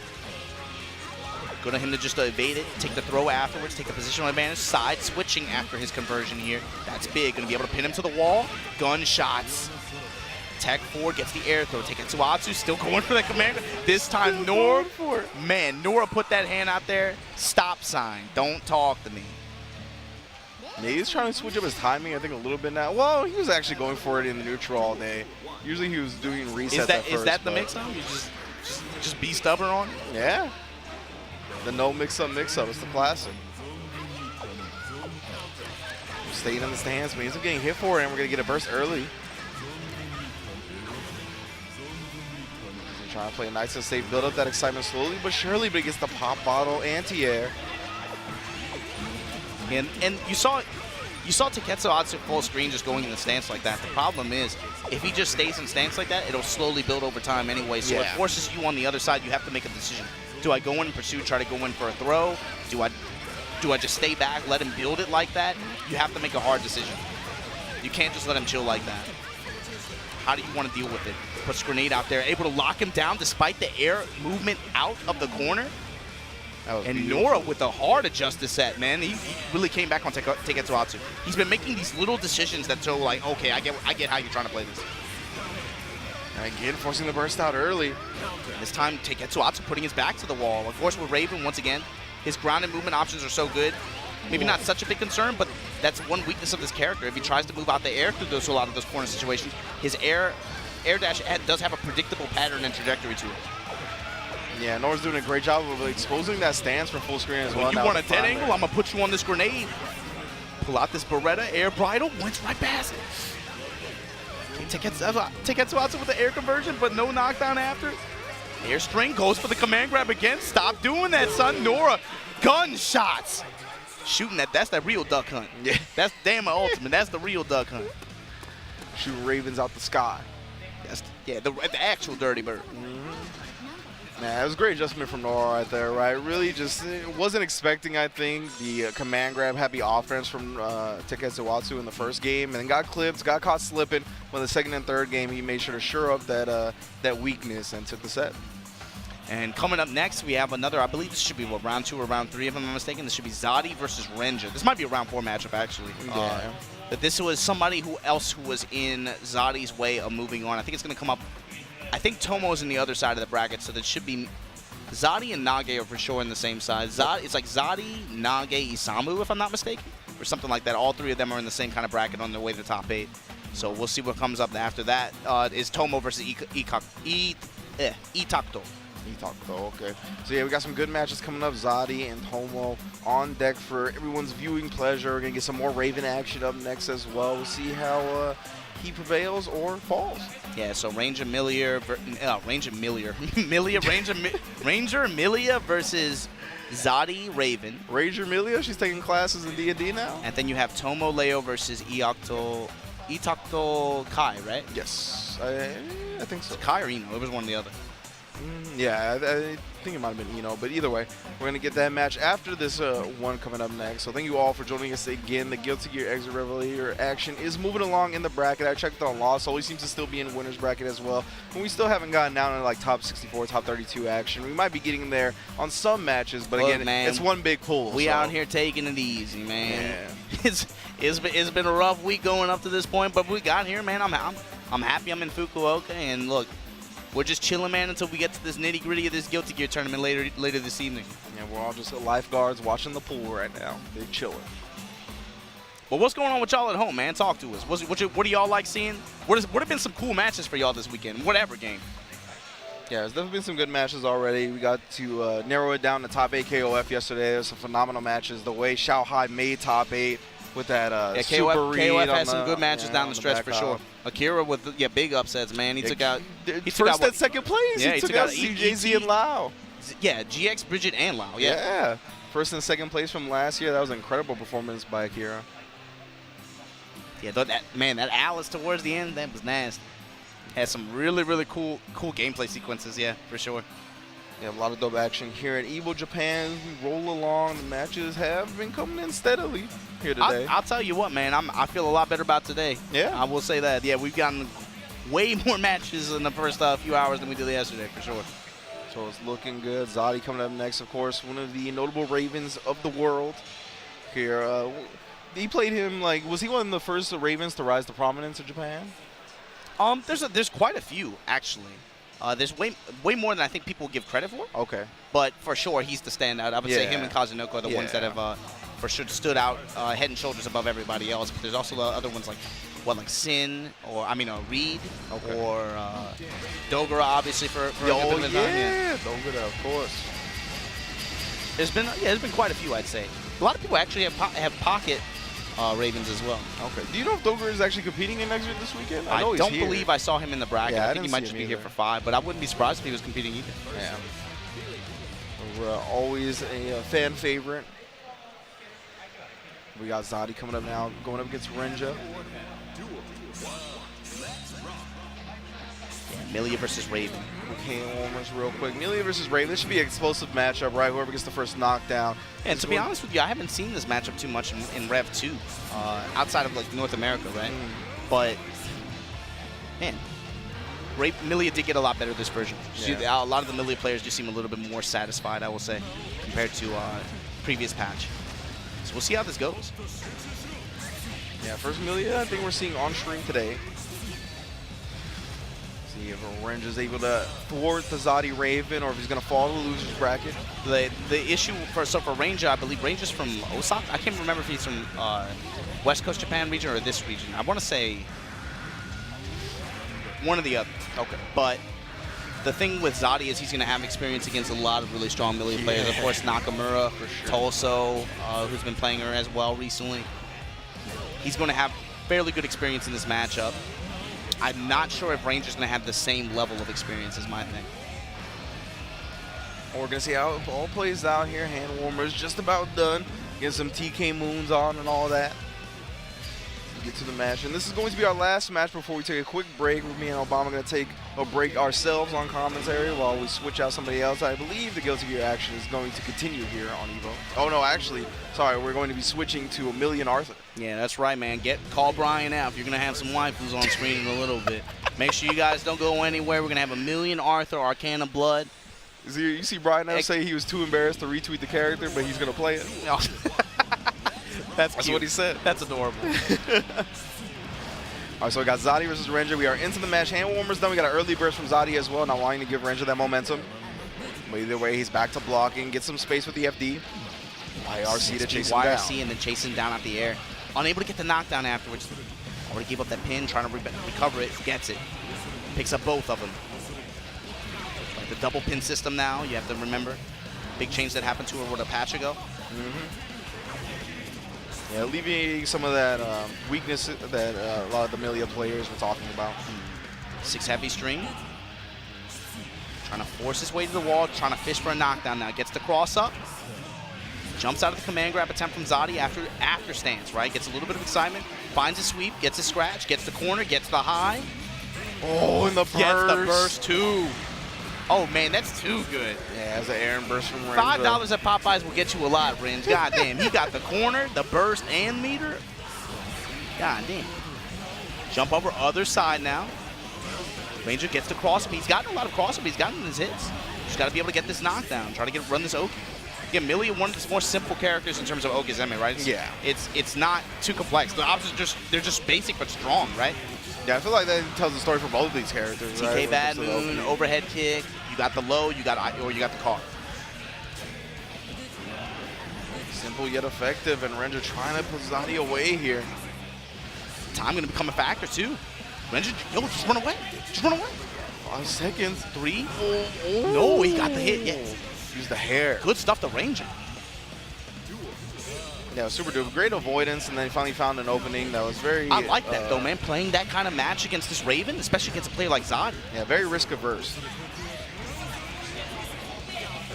Remember, what separates a Zaddie Raven from a Kazunoko Raven, for example, is I think the main thing that separates them is Zaddie's movement. His movement has always been way more kind of chaotic. It's not that there isn't method to the madness. It's just it can be very difficult to tell at a given time what his intention is, whether he wants to move in, whether he wants to get away, whether he wants to attack you.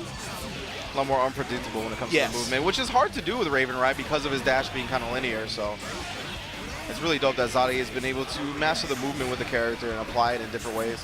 So he gets his low touch, willing to burn the meter just to keep up the pressure. But here we go, fastball. And Range, we're going to get the hit, but it doesn't finish. Oh, he had an opportunity to close it out. Gold burst. He tried for the command grab. He's going to get gold burst because of it. Chase down, gets it. Oh, Ranger, one game over Zaddie. That was dope. That's just leveraging your gauge and your character's movement speed. That was so good. And that's the type of thing that a gold burst at the end of the round like that will let you do, exactly. right? Yeah, that gold burst won him the game. Especially because YRC eats opponent inputs like that. When you slow down time, it put Zaddie in a situation where he couldn't even react and do anything. Just leveraging my gauge at that point. Really good stuff. So smart. Oh, tapping him with that nasty Nicki Minaj wig. It's got a mind of its own. Look at it. All right, triple as well. Build some Far excitement. heavy confirmed. Going to build the meter on it just to get this corner, get this excitement built. Excitement. Oh man, that's an easy 50% too. Drop that ball on her. Wait it out, but then gets thrown post blitz. Same side goes low that time. Ranger now intercepted out the air with the stand heavy anti-air. Gonna grab her, ground her, pound her one more time, and there you go. Zaddie Raven now starting strong answer after that first game. Yeah, bouncing back like the player we know he is. Nice avoidance on the air dash, and it's going to net a knockdown for Zaddie early and the corner pressure. Over the pin, able to clip him. Yeah, no knockdown, but he resets it to a dust.